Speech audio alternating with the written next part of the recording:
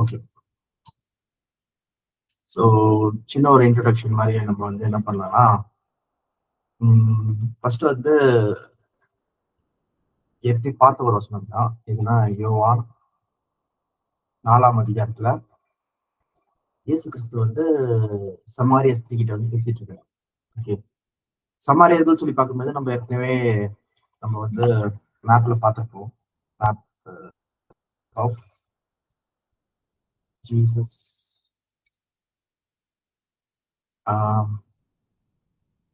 Time Israel.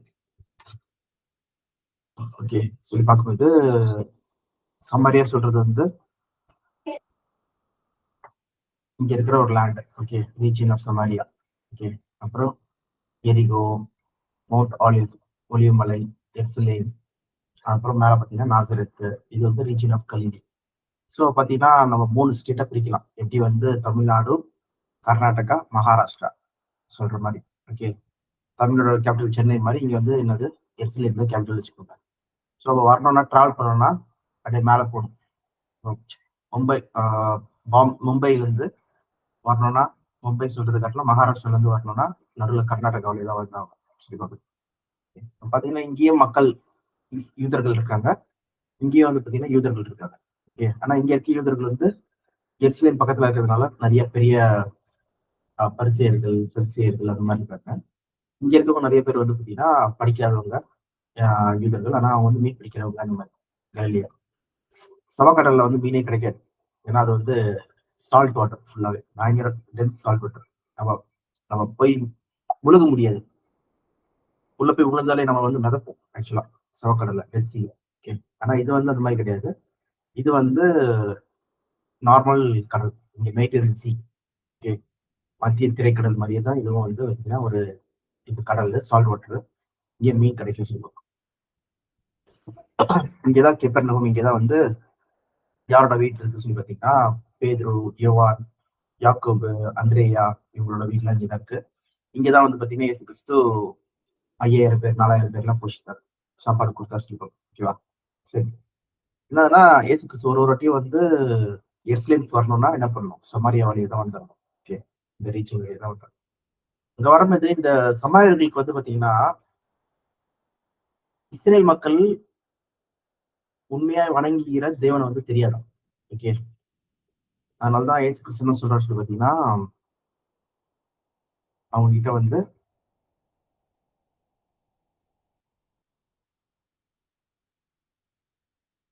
22ஆம் வசனத்துல என்ன சொல்றாரு சொல்லி படிங்க. 22ல you Samaritan worship what you do not know. எந்த அதிகாரம்னா? ஜான் 4:4ல 22.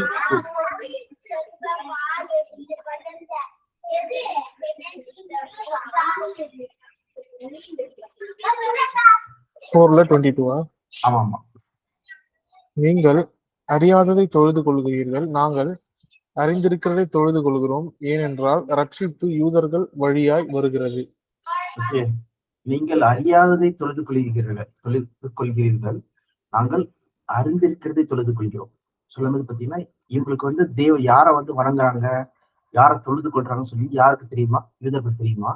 ஆனா வந்து சமாரியர்களா ஆகிய உங்களுக்கு வந்து தெரியாது சொல்லி சொல்றாங்க. அதனாலதான் அந்த சமாரிய ஸ்திரீ என்ன சொல்றாங்கன்னா, எங்களுடைய முற்பிதாக்கள் வந்து பாத்தீங்கன்னா இந்த மலைகளில் தான் வந்து தொழுது கொண்டாங்க. எங்களுடைய முற்பிதாக்கள் ஆக்கிய யாருன்னா ஈசாக்கு, யாக்கோபு அந்த மாதிரி ஆட்கள் சொல்லி பார்க்கலாம். ஓகே. ஆனா என்னதுன்னா இந்த சமாரியர்கள் என்ன ஆயிட்டாங்கன்னு சொல்லி பாத்தீங்கன்னா மிக்ஸ் ஆயிட்டாங்க. அசிரியர்களும் இஸ்ரேல் அந்த 10 கோத்திரமாக்கிய இஸ்ரேலும் என்ன ஆயிட்டு மிக்ஸ் ஆனதுனால இவங்க வந்து சரியான ஆளும் கிடையாது, உண்மையான இஸ்ரேலும் கிடையாது. இவங்கெல்லாம் சமாரியர்கள் இவங்க வந்து மிக்ஸ் ஆனவங்க. இவங்களுக்கு வந்து என்ன நினைப்பு இருக்கு சொல்லி பாத்தீங்கன்னா, நாங்களும் வந்து ஆபிரகாமோட பிள்ளைகள் சொல்ற ஒரு நினைப்பு இருக்கு சொல்லி பார்க்கணும். ஓகே. ஆனா உண்மையிலேயே வந்து பாத்தீங்கன்னா அப்படி கிடையாது. இவங்க வந்து மிக்ஸ் ஆன ஒரு சைல்டா இருக்காங்க. அதனாலதான் வந்து பாத்தீங்கன்னா யூதர்கள் சொல்றது இவங்க செப்பரேட், இவங்க தான் வந்து பியூர் பிரீடு. ஓகே. ஆபிரகாமின் சந்ததி சொல்லி பார்க்கணும். மிச்ச பேர்லாம் வந்து பாத்தீங்கன்னா ஆபிரகாம் சந்ததி கிடையாது. ஓகே. உண்மையான பிரீடா சொல்லி பாத்தீங்கன்னா கிடையாது. அதனாலதான் சொல்றாரு என்னதுன்னா, நீங்களும் வந்து அறியாததை தொழுது கொள்கிறீர்கள், நாங்களும் வந்து அறிந்திருக்கிறது தொழுது கொள்கிறோம் சொல்லிட்டு யூதர்கள் பத்தி இயேசு சொல்றாரு. இது ஒரு பாயிண்ட். இன்னொன்னு விஷயம் வந்து பாத்தீங்கன்னா ரோமன்ஸ்ல 11ல நம்ம வந்து பார்க்கும்போது okay.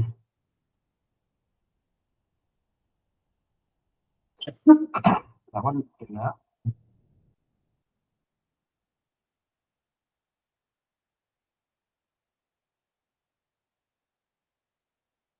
ஆ 10 ரோமர் 10ஆம் அதிகாரம் 2ஆம் வசனம் 1-2 படிங்க.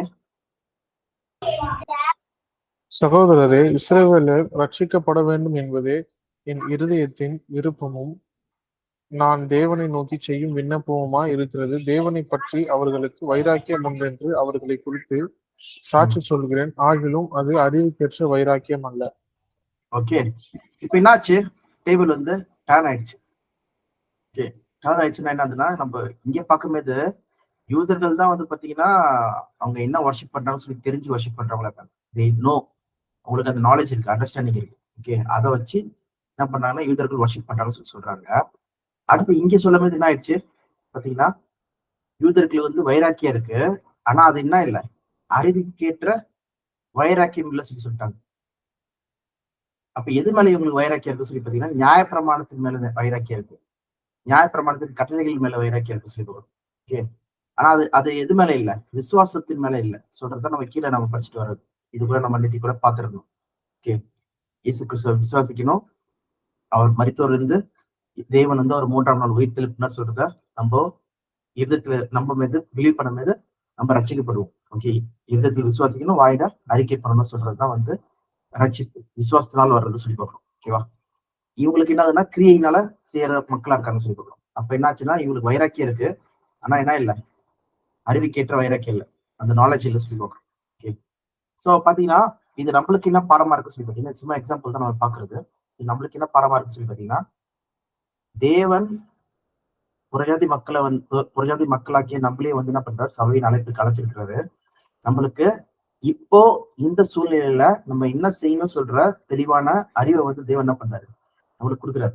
ஓகே, அதுதான் நம்ம பார்க்க வேண்டியது. நம்மளும் வந்து பாத்தீங்கன்னா பிளைண்டா கண்மொழித்தனமா நம்ம வந்து சபைகளுக்கு நம்ம சண்டே போறது, நம்ம வந்து போய் வர்ஷிப் பண்றது, நம்ம போய் நார்மலா பண்றது வந்து அது வந்து பாத்தீங்கன்னா இவங்களும் அப்படிதான் பண்ணிருக்காங்க, இஸ்ரேல் மக்களும்.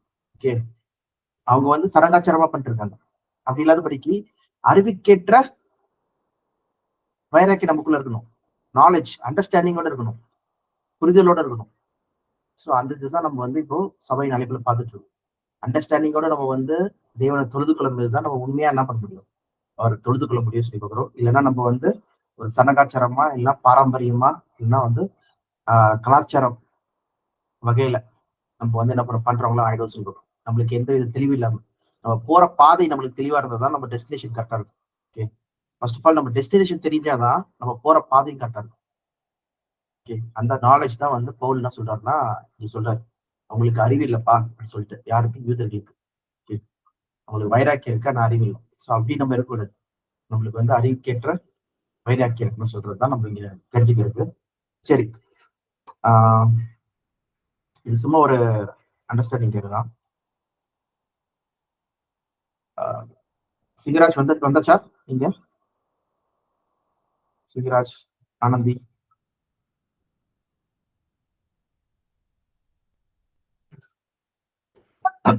சரி ஓகே, இப்ப நம்ம ஆரம்பிச்சிடலாம். நம்ம எதுல பழைய இதுல அங்கிள் இதோ வந்துட்டாங்க அங்கிள், சிங்கராஜும் நானும் ஒண்ணா தான் இருக்கோம், நீங்க இது பண்ணுங்க. ஓகே ஓகே, சரிப்பா. நான் பழைய இது நம்ம இதுல ஆரம்பிச்சோம் சொல்லி பாத்தீங்கன்னா, பூமியில வந்து ஒருவனும் நீதிமான் இல்லைன்னு சொல்லி நம்ம பார்த்தோம். கரெக்டா? நம்ம பழைய கிளாஸ்ல ஒரு சும்மா ரீகேப் மட்டும் பண்றேன். ஒருவனும் நீதிமான் இல்லை, எல்லாருமே ஏகமாய் தப்பு செஞ்சு எல்லாருமே தேவ மகிமையை அற்று போகணும்னு சொல்லிட்டு ரோமர் 3ஆம் அதிகாரத்துல நம்ம வந்து பார்த்தோம். ஓகே, தேவனை தெரிகிறோம் ஒருவனும் இல்லைன்னு சொல்லி பார்க்கிறோம். ஓகே, அப்ப தேவன் தான் என்ன பண்றாரு, நம்மளை தேடி வர்றாரு சொல்லி பார்க்கிறோம். தேவன் தான் வந்து ஆபிரகாமை தேடி வந்தார். தேவன் தான் வந்து ஏன் ஏனோக்கு, நோவா, சோ எல்லாருக்கூடயும் வந்து என்ன பண்றாரு, தேடி வந்து சஞ்சரிக்கிறார் சொல்லி பார்க்கிறோம். காயின், ஆபேலு, ஆதாம எல்லா டைம்லயும் என்ன பண்றாரு, தேவன் தான் வந்து சஞ்சரிக்கிறார் சொல்லி பார்க்கிறோம். ஓகேவா? பாத்தீங்கன்னா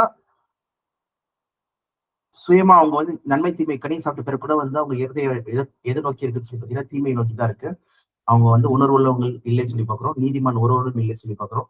உணர்வு உள்ளவன் ஒருவனும் இல்லை, தேவனை தெரிகிறவன் ஒருவனும் இல்லை சொல்லி தான் வந்து வசனத்திலேயே வந்து நம்ம பார்க்குறோம். ஓகே, எங்கன்னா சங்கீதம் சரீரத்திலே இருக்கு. இங்கேயும் வந்து பவுல தான் கோட் பண்றாரு. அப்ப தேவன் தான் ஒட்டுமொத்தமாவே வந்து தேடி வந்து ஒரு திட்டத்தை ஏதோ ஒரு பண்ண விரும்புறாரு. ஓகே, அந்த பிளான் தான் வந்து பாத்தீங்கன்னா ஸ்டெப் ஸ்டெப்பா ரிவீல் ஆகுது. ஓகே, ஏற்ற காலங்களில் விளங்கி வருகிறது அவரோட திட்டம். அவரோட திட்டம் என்னன்னு சொல்லி பாத்தீங்கன்னா மனுக்குலத்தை காப்பாத்துறதுக்கான திட்டம். அந்த திட்டம் தான் எங்க பண்ணாரு?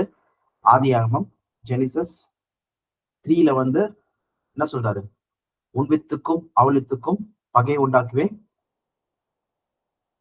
நீ அவர் உன் தலையை நசுக்குவார், நீ அவருடைய குதிக்காலை நசுக்குவாய் சொல்லி தமிழ்ல போட்டிருக்கோம். இங்கிலீஷ்ல பாத்தீங்கன்னா strike is heel. Strike is ஹீல்னா என்னது? போய் கொத்துவேன். கொத்துனா என்ன ஆகும்? அவருக்கும் வந்து மரணம் வரும். ஓகே, பாம்பு கொத்துச்சுன்னா, விஷம் உள்ள ஒரு பாம்பு கொத்துச்சுன்னா என்ன ஆகும்? மறிச்சிடுவாங்க. சோ அதே போல அவர் உன் தலையை நசுக்குவார், உன்னுடைய பவர் வந்து நீக்கிடுவார். நீ என்ன பண்ணுவார்? அவருடைய குதிகாலை கடிப்பாய், எல்லாம் கொத்துவாய் சொல்ற அந்த இதுபடி கரெக்டா வசனம் எங்க நிறைவேறுது? யோவான் 14ஆம் அதிகாரத்துல when I am lifted up 12:32 பாருங்க. 31 படிங்க. இப்பொழுது இந்த உலகத்திற்கு நியாய தீர்ப்பு உண்டாகிறது. ம், இப்பொழுதோ இந்த உலகத்தின் அதிபதி புறம்பாக தள்ளப்படுவான். ம், நான் பூமியிலிருந்து உயர்த்தப்பட்டிருக்கும் போது எல்லோரையும் என்னிடத்தில் இழுத்துக் கொள்வேன் என்றார். ம். அடுத்த வசனம். ம், தாம் இவ்விதமான மரணமாய் மரிக்கப் போகிறேன் என்பதை குறித்து இப்படி சொன்னார். ஜனங்கள் அவரை போதும், போதும். நோக்கி போதும். அங்க என்ன சொல்றாருன்னா அந்த சாத்தானுடைய அவனுடைய அதிகாரம் வந்து நீக்கப்பட போகுது. இப்பொழுதே என்ன பண்றான்? சாத்தானின் அதிகாரத்தை வந்து தேவன் இயேசு கிறிஸ்து வந்து என்ன பண்றாரு? நீக்கிறார், தலையை நசுக்கிறார் சொல்லி பார்க்கிறோம். அவன் ஒரு குதிகாலை கடிப்பான்னு சொல்ற மாதிரி இயேசு கிறிஸ்துக்கு வந்து எவ்விதமான மரணம் நிகழப்போகுது. ஓகே, சிலுவை மரணம் சொல்லி பார்க்கிறோம். நான் உயர்த்தப்படும்போது என்னது? சிலுவையில அறையப்பட்டு அந்த கிராஸ்ல நிற்கும் போது எல்லாரும் என்ன பண்றாரு? தேவன் இயேசு கிறிஸ்து எல்லாரையும் என் பக்கமே இழுத்துக் கொள்வேன். அப்போ ஆதாமுக்குள் மறிக்கிற எல்லாரையும் என்ன பண்றாராம்?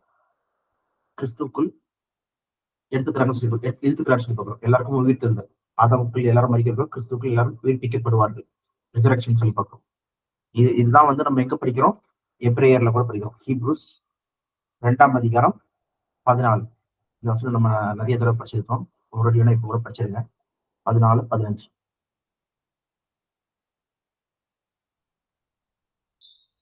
ஆதலால் பிள்ளைகள் மாம்சத்தையும் இரத்தத்தையும் உடையவர்களா இருக்க அவரும் அவர்களைப் போல மாம்சத்தையும் இரத்தத்தையும் உடையவரானார்.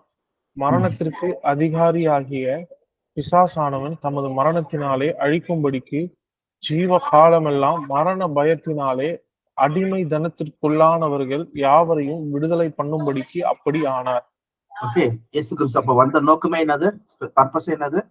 மரணத்தின் அதிகார ஆகிய பிசாசானவனை தமது மரணத்தினாலே வென்று மரண அடிமைத்தனத்தில் இருக்கிற மக்களை என்ன பண்றாராம்? விடுதலையாக்குறார் சொல்லுவோம். பாவத்தின் சம்பளம் மரணம். ஆதாம் செஞ்ச தப்பித்த நிமித்தம் என்னாச்சு? சாகவே சாவாய் சொன்ன அந்த வார்த்தை நிறைவேறும். அதன்படி மரணம் வந்துச்சு. மரணத்திலிருந்து விடுவிக்கதான் என்ன பண்ணாரு? தேவன் அப்பயே ஒரு திட்டத்தை போடுறாரு. ஓகே, ஸ்திரீயின் வித்து உன் தலையை நசுக்கும். ஸ்திரீ சொல்லும் போது கன்னியின் வயிற்றுல வந்து பிறக்கிற ஒரு மகன், ஓகே, ஒரு பிள்ளை ஆகிய ஒரு சீடு. அது யார் சொல்லி பாத்தீங்கன்னா மேரி. அவங்களோட வயிற்றுல பிறக்கிறது பாத்தீங்கன்னா அப்பயே தீர்க்க சொல்லிட்டு அவங்க தலையை நசுக்குவாங்க. நீ அவர் குதிகளை கடிப்பா சொல்லும் போது அவரும் வந்து நான் மறிப்பார் சொல்லி போகும். ஆனா தேவன் என்ன பண்றாரு? 3ஆம் நாள் அவரை உயிரோடு எழுப்பி எல்லா நாமத்துக்கும் மேலாக இயேசு கிறிஸ்துவ என்ன பண்றாரு? கர்த்தர் என்று நாவுகள் அறிக்கையிடும்படிக்கு அவர் அப்படி செய்தார் சொல்லுவார். கர்த்தர் என்று நாவுகள் அறிக்கையிடும். இது கூட படிச்சிருங்க. ரோமர் 10ஆம் அதிகாரம் 9ஆம் வசனம். தமிழ் பைபிள்ல, நார்மல் தமிழ் பைபிள்ல வந்து திருவிவிலியத்துல நான் எடுக்கிறேன். திருவிவிலியம் இருந்தா கூட எடுக்கலாம். நீங்க பைபிள் பக்கத்துல இருந்துக்கலாம். எங்க இருக்கு? ரோமர் 10ஆம் அதிகாரம் 9ஆம் வசனம் படிங்க. ஏனெனில் இயேசு ஆண்டவர் என வாயார அறிக்கையிட்டு இறந்த அவரை கடவுள் உயிர்த்தெழச் செய்தார் என நீங்கள் உள்ளூர நம்பினால் மீட்பு பெறுவீர்கள். இயேசு ஆண்டவர், இயேசு ஆண்டவர் என்று நீங்கள் என்ன பண்ணுமா? வாயால அறிக்கையிடணுமா? அறிக்கையிட்டு அப்புறம் தேவன் என்ன பண்ணாரா? கடவுள் அவரை உயிரிழச் செய்தார் சொல்லி நீங்க உள்ளார நம்பினால் மீட்பு பெறுவீர்கள் சொல்லி பார்க்கணும். ஓகேவா? இங்க இயேசு ஆண்டவர், ஆண்டவர்னா நம்ம ஏற்கனவே பார்த்தது என்னது? எதுனா ரோமன்ஸ் 10ஆம் அதிகாரம் 9ஆம் வசனம்.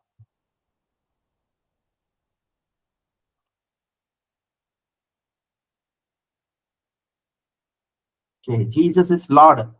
கோட்ஸ்குள்ள வருது பாருங்க, டபுள் கோட்ஸ்குள்ள வருது பாருங்க, இயேசு ஆண்டவர் சொல்லிட்டு. அந்த லார்ட கிளிக் பண்ணீங்கன்னா என்ன ஆகுது? குரியோஸ். ஓகே, குரியோஸ் சொல்ற வார்த்தை இது இங்க மட்டும் இல்ல, இது எங்கேயே இருக்கு பார்த்தோம்னா ஆக்ட்ஸ் அப்போஸ்தலர் 2ஆம் அதிகாரத்துல அந்த மக்கள் எல்லாம் என்ன பண்றாங்க? ஞானஸ்நானம் பெறதுக்கு முன்னாடி அவங்க என்ன சொல்றாங்க? இயேசு கிறிஸ்துவ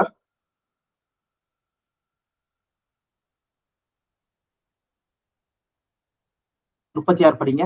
அப்போஸ்தலர் 2:36.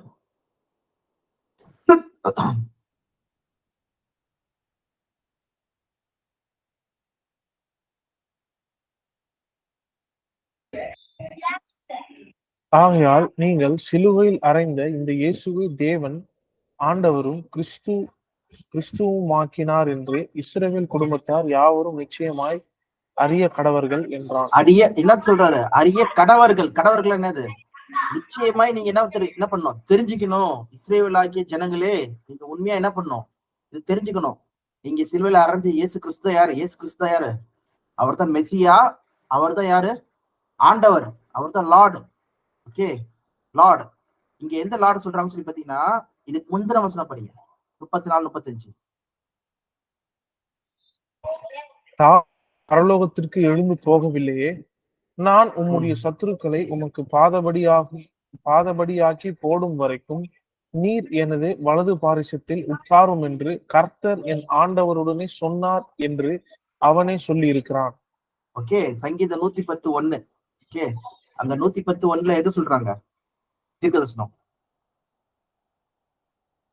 சங்கீதம் 110:1 அந்த தீர்க்கதரிசனப்படி ஃபர்ஸ்ட் வர கர்த்தர் யாரு? LORD. அது வந்து யாவே தேவன். Okay, OH, the proper name of the God of Israel சொல்லி பார்க்கிறோம். ஓகேவா? அடுத்து வர அந்த Lord LORD, set to my Lord, கர்த்தர் யாவே தேவன் இவர்கிட்ட சொல்றாராம், என் ஆண்டவரை நோக்கி. அப்ப யார் ஆண்டவர்? இயேசு கிறிஸ்து சொல்லி பார்க்கிறோம். அவர் என் வலது பஸ்ஸில் உட்காரு சொல்லிட்டு பாத்தீங்கன்னா ஆடோனாய், நான் லார்டு, மாஸ்டர், ஓகே, ஓனர் சொல்லி பார்க்கிறோம்.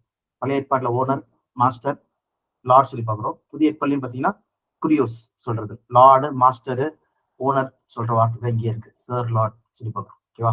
அப்போ அல்டிமேட்டா நம்ம பார்க்கும்போது இயேசு கிறிஸ்துவ என்ன பண்ணிட்டாங்க? பிதாவின் வலது பஸ்ல இருக்கிற ஆண்டவராக உயர்த்தினார். நீங்க இதை அறிய வேண்டும் இஸ்ரவேல் மக்களே சொல்லி என்ன பண்றாரு? பேதுரு வந்து சாட்சியா சொல்றாரு சொல்லி பார்க்கிறோம். இதை கேட்டு அவங்க இருதயத்துல குத்துண்டு, அடுத்த வசனத்துல அப்போஸ்தலர் 2:37 பாத்தீங்கன்னா குத்துண்டு அவங்க நாங்க என்ன செய்யணும்னு சொல்லி கேட்கிறாங்க. நீங்க மனம் திரும்பி என்ன பண்ணுங்க? ஞானஸ்தானம் பெறுங்க. இவர் தான்ப்பா மெசியா, இவர் தான்ப்பா உங்க ஆண்டவர் சொல்லி சொல்றாங்க. ஓகே, தி லார்ட், தி மாஸ்டர் சொல்லி பார்க்கிறோம். ஓகேவா? இதுதான் வந்து நம்ம எங்கேயும் படிக்கிறோம் சொல்லி பாத்தீங்கன்னா பிலிப்பியர்ல படிக்கிறோம். பிலிப்பியர் 2ஆம் அதிகாரம்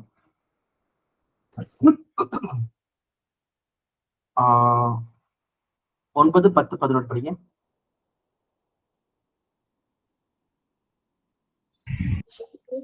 ஆதலால் தேவன் எல்லாவற்றிற்கும் மேலாக அவரை உயர்த்தி இயேசுவின் நாமத்தில் வானோர், பூதலத்தோர், பூமியின் கீழானோருடைய முழங்கால் யாவும் முடங்கும்படிக்கும் பிதாவாகிய தேவனுக்கு மகிமையாக கிறிஸ்து கர்த்தர் என்று நாவுகள் யாவும் அறிக்கை பண்ணும்படிக்கும் எல்லா நாமத்திற்கும் மேலான நாமத்தை அவருக்கு தந்தருளினார்.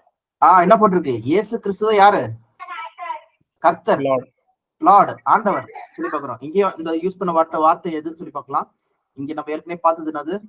ரோமர்ல பார்த்தது ஜீசஸ் இஸ் லார்ட் சொல்றது 10, ரோமர் 10:9 பார்த்தோம். அதே மாதிரி இந்த வசனம்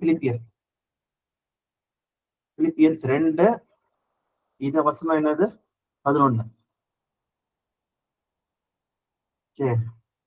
அதை நம்ம போய் கிரேக்ல பார்த்தோம்னா என்ன இருக்கு? Jesus Christ is the Lord.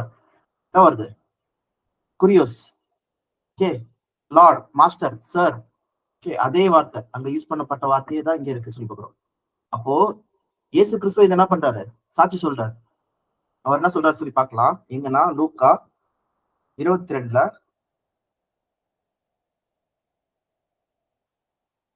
நீ யார் என்று சொல்றாங்க. சொல்லும் போது நீ மெஸ்ஸியாவா சொல்லி யார் கேட்கறாங்கன்னா அங்க இருக்கிற ஆட்கள் கேட்கறாங்க. கேட்கும்போது இயேசு கிறிஸ்து என்ன சொல்றாரு சொல்லி பார்க்கலாம். அவரை கூப்பிட்டு வராங்க.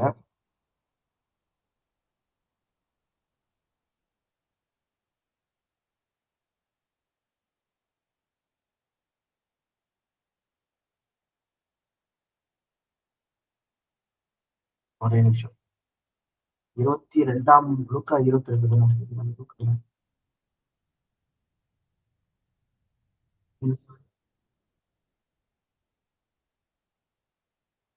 இல்லைன்னா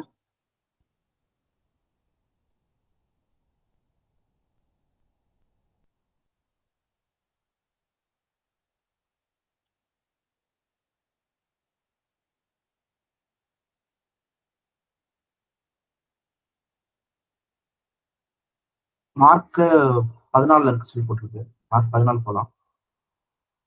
குரூப்லயே இருக்கு. Okay, mark 14:61.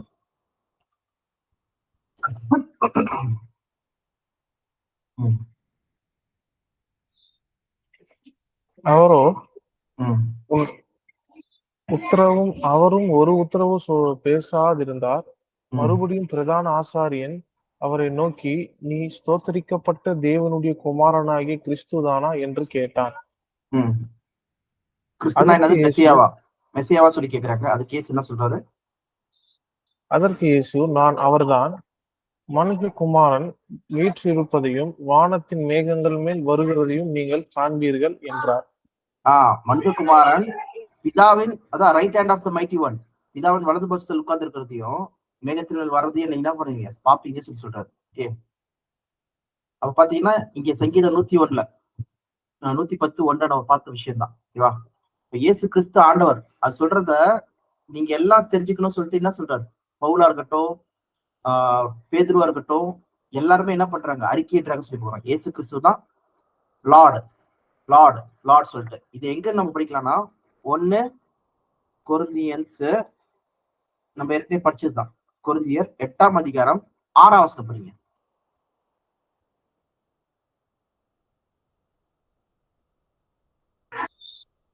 பிதாவாகிய ஒரே தேவன் நமக்குண்டு, அவராலே சகலமும் உண்டாயிருக்கிறது, அவருக்கென்று நாமும் உண்டாயிருக்கிறோம்.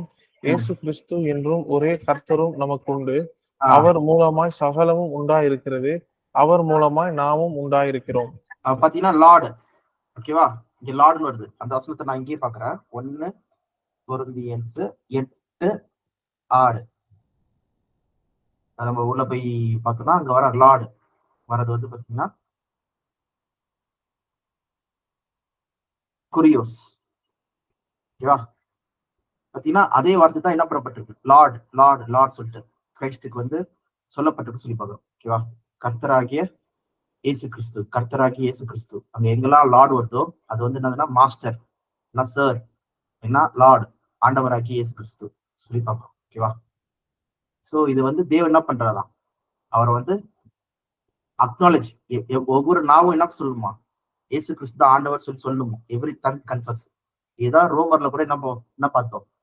நீங்க வாயினால் அறிக்கை என்ன சொல்லி நம்ம என்ன படிக்கிறோம்? ரோமர் 9ஆம் அதிகாரத்தில் நம்ம படிக்கிறோம். ஓகேவா? சரி, இதுல பார்த்தோம் ரோமர் இயேசு ஆண்டவர் சொல்லிட்டு. சரி, இது ஒரு சின்ன ஒரு பாயிண்ட் நம்ம இங்க பாக்குறது. அப்ப பாத்தீங்கன்னா இங்க அப்போஸ்தலர் நடவடிக்கையில நம்ம 2ஆம் அதிகாரத்துல பார்க்கும்போது இங்க சபையில வந்து பாத்தீங்கன்னா மொத்தம் 3000 பேர் கிட்ட ஜாயின் பண்றாங்க. ஓகே, ஆட் ஆகிறாங்க சொல்லி பார்க்கிறோம். ஓகேவா?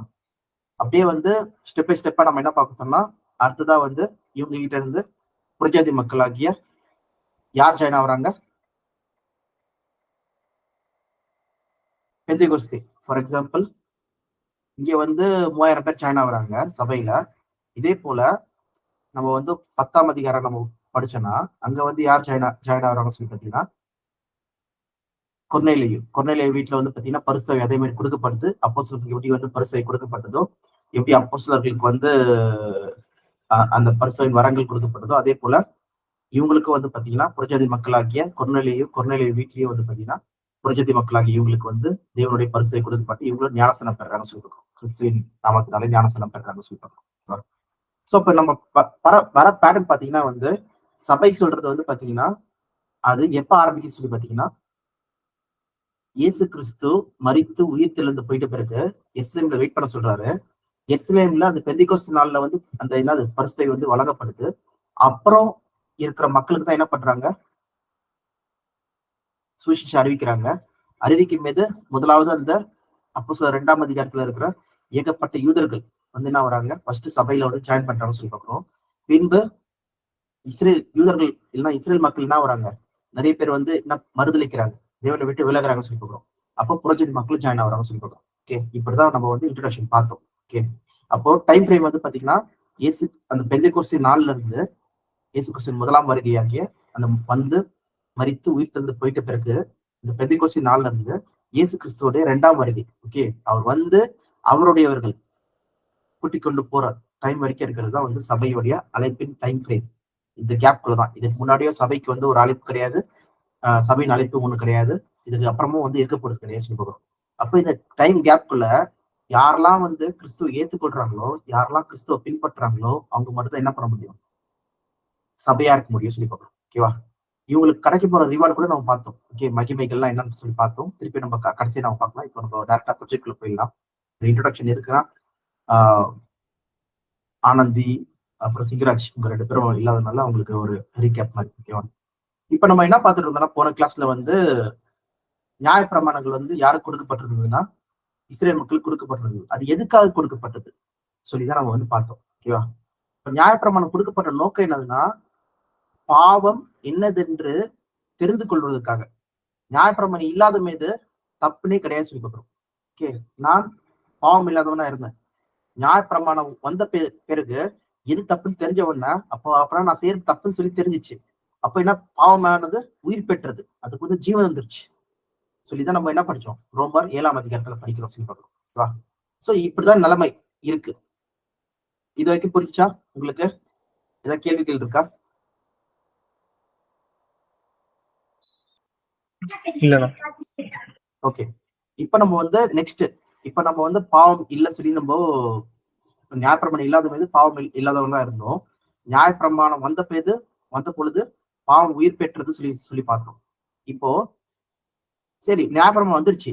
இந்த நியாயப்பிரமாணத்தின்படி நான் நீதி அடைய முடியுமா, நான் வந்து கரெக்டா இருக்க முடியுமா சொல்லி பாத்தீங்கன்னா அது என்னால முடியவே இல்லை சொல்றதுதான் பவுல் வந்து என்ன பண்றாருன்னா ரோமர் 7ஆம் அதிகாரத்துல இன்னும் தெளிவா விளக்குறாரு சொல்லி பார்க்கலாம். ரோமர் 7:14 இருந்து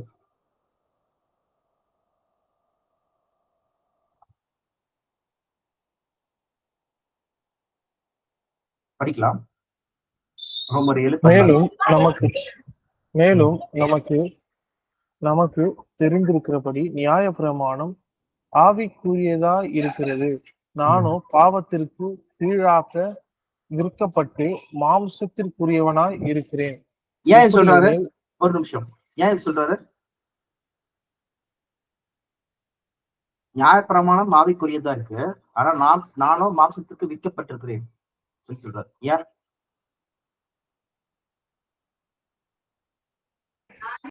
பாவத்திற்கு அடிமையா இருக்கிறேன், நான் செய்ய விரும்புறத என்னால செய்ய முடியல. ஃபார் எக்ஸாம்பிள் மது யாரு? மது மகன்.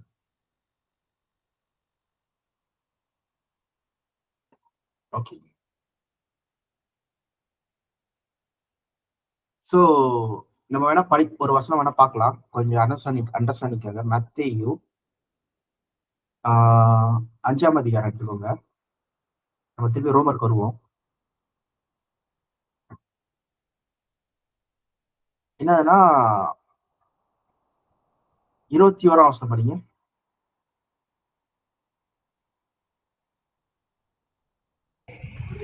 கொலை செய்யாதிருப்பாயாக என்பதும், ம், கொலை செய்கிறவன் நியாய தீர்ப்புக்கு ஏதுவா இருப்பான் என்பதும் ம், பூர்வத்தாருக்கு உரைக்கப்பட்டதென்று கேள்விப்பட்டிருக்கிறீர்கள். ம், நான் உங்களுக்கு சொல்லுகிறேன், தன் சகோதரனை நியாயமில்லாமல் கோபித்துக் கொள்பவன் நியாய தீர்ப்புக்கு ஏதுவா இருப்பான். தன் சகோதரனை வீணன் என்று சொல்கிறவன் ஆலோசனை சங்க தீர்ப்புக்கு ஏதுவா இருப்பான். மூடனே ம், என்று சொல்லுகிறவன் எரி நரகத்திற்கு ஏதுவா இருப்பான். ம். ஆதலால் நீ போதும், பலிபீடனுக்கு போதும், போதும், போதும். சோ இங்க நம்ம புரிஞ்சுக்கிறது என்னன்னு சொல்லி பாத்தீங்கன்னா 2 விஷயத்தை சொல்றாரு. ஒன்னாவது நியாயப்பிரமாணத்தின்படி என்ன இருக்கு? கொலை செய்யாது இருப்பாயாக. இதுதான் கட்டளையே. யூ ஷால் நாட் மர்டர் சொல்றதுதான் நியாயப்பிரமாணத்தின் கட்டளை. அது எங்க இருக்கு? யாத்திராகமம் 20ஆம் அதிகாரம் 13ஆம் வசனத்துல இருக்கு. ஓகே, கொலை செய்யாது இருப்பாயாக. 10 கட்டளையில ஒரு கட்டளையா இருக்கு. ஓகே, சோ அப்படி இருக்கும்போது நான் கொலை செய்யாம இருந்தா நான் நீதிமான் ஆயிடுவேனா சொல்லி பாத்தீங்கன்னா கிடையாதான். நீ இருதயத்திலே நீ என்ன பண்ற? ஒருத்தனை பகைச்சாலே என்ன ஆயிடுற? நீ குற்றவாளி ஆயிடுற. அப்ப என்ன ஆயிடுது? ஆவிக்குரியதா இருக்கு. நியாயப்பிரமாணம் மாம்சத்துல நீ செஞ்சா மட்டும்தான் தப்புன்னு கிடையாது. நீ உள்ள இருக்கும் போதே என்ன உனக்குள்ள அந்த எண்ணங்கள் வந்து தப்பான காரியங்களை செய்யும் போதே அதை நினைக்கும் போதே என்ன ஆயிடுது? நீ செயல்படுத்தாம நீ நினைக்கும் போதே என்ன ஆயிடுது? அது பாவம் ஆயிடுது. இப்ப புரியுதா? ரோமர் 7. நானும் வந்து மாம்சத்துல இருக்கிற ஆளா இருக்கிறேன். ஓகே, நியாயப்பிரமாணமும் ஆவிக்குரியதா இருக்கு. என் ஃபர்ஸ்ட் மைண்ட் அந்த இதுலயே வந்து ரினியூ ஆகணும். நான் இருதயத்துல நான் நினைச்சிட்டு நான் செய்யாம இருந்தேன்னா அப்போ வந்து நான் தப்பு செய்யறதும் கிடையாது. நான் இருதயத்துல கூட நினைக்க கூடாது. இப்ப படிங்க 14, ரோமர் 7:14.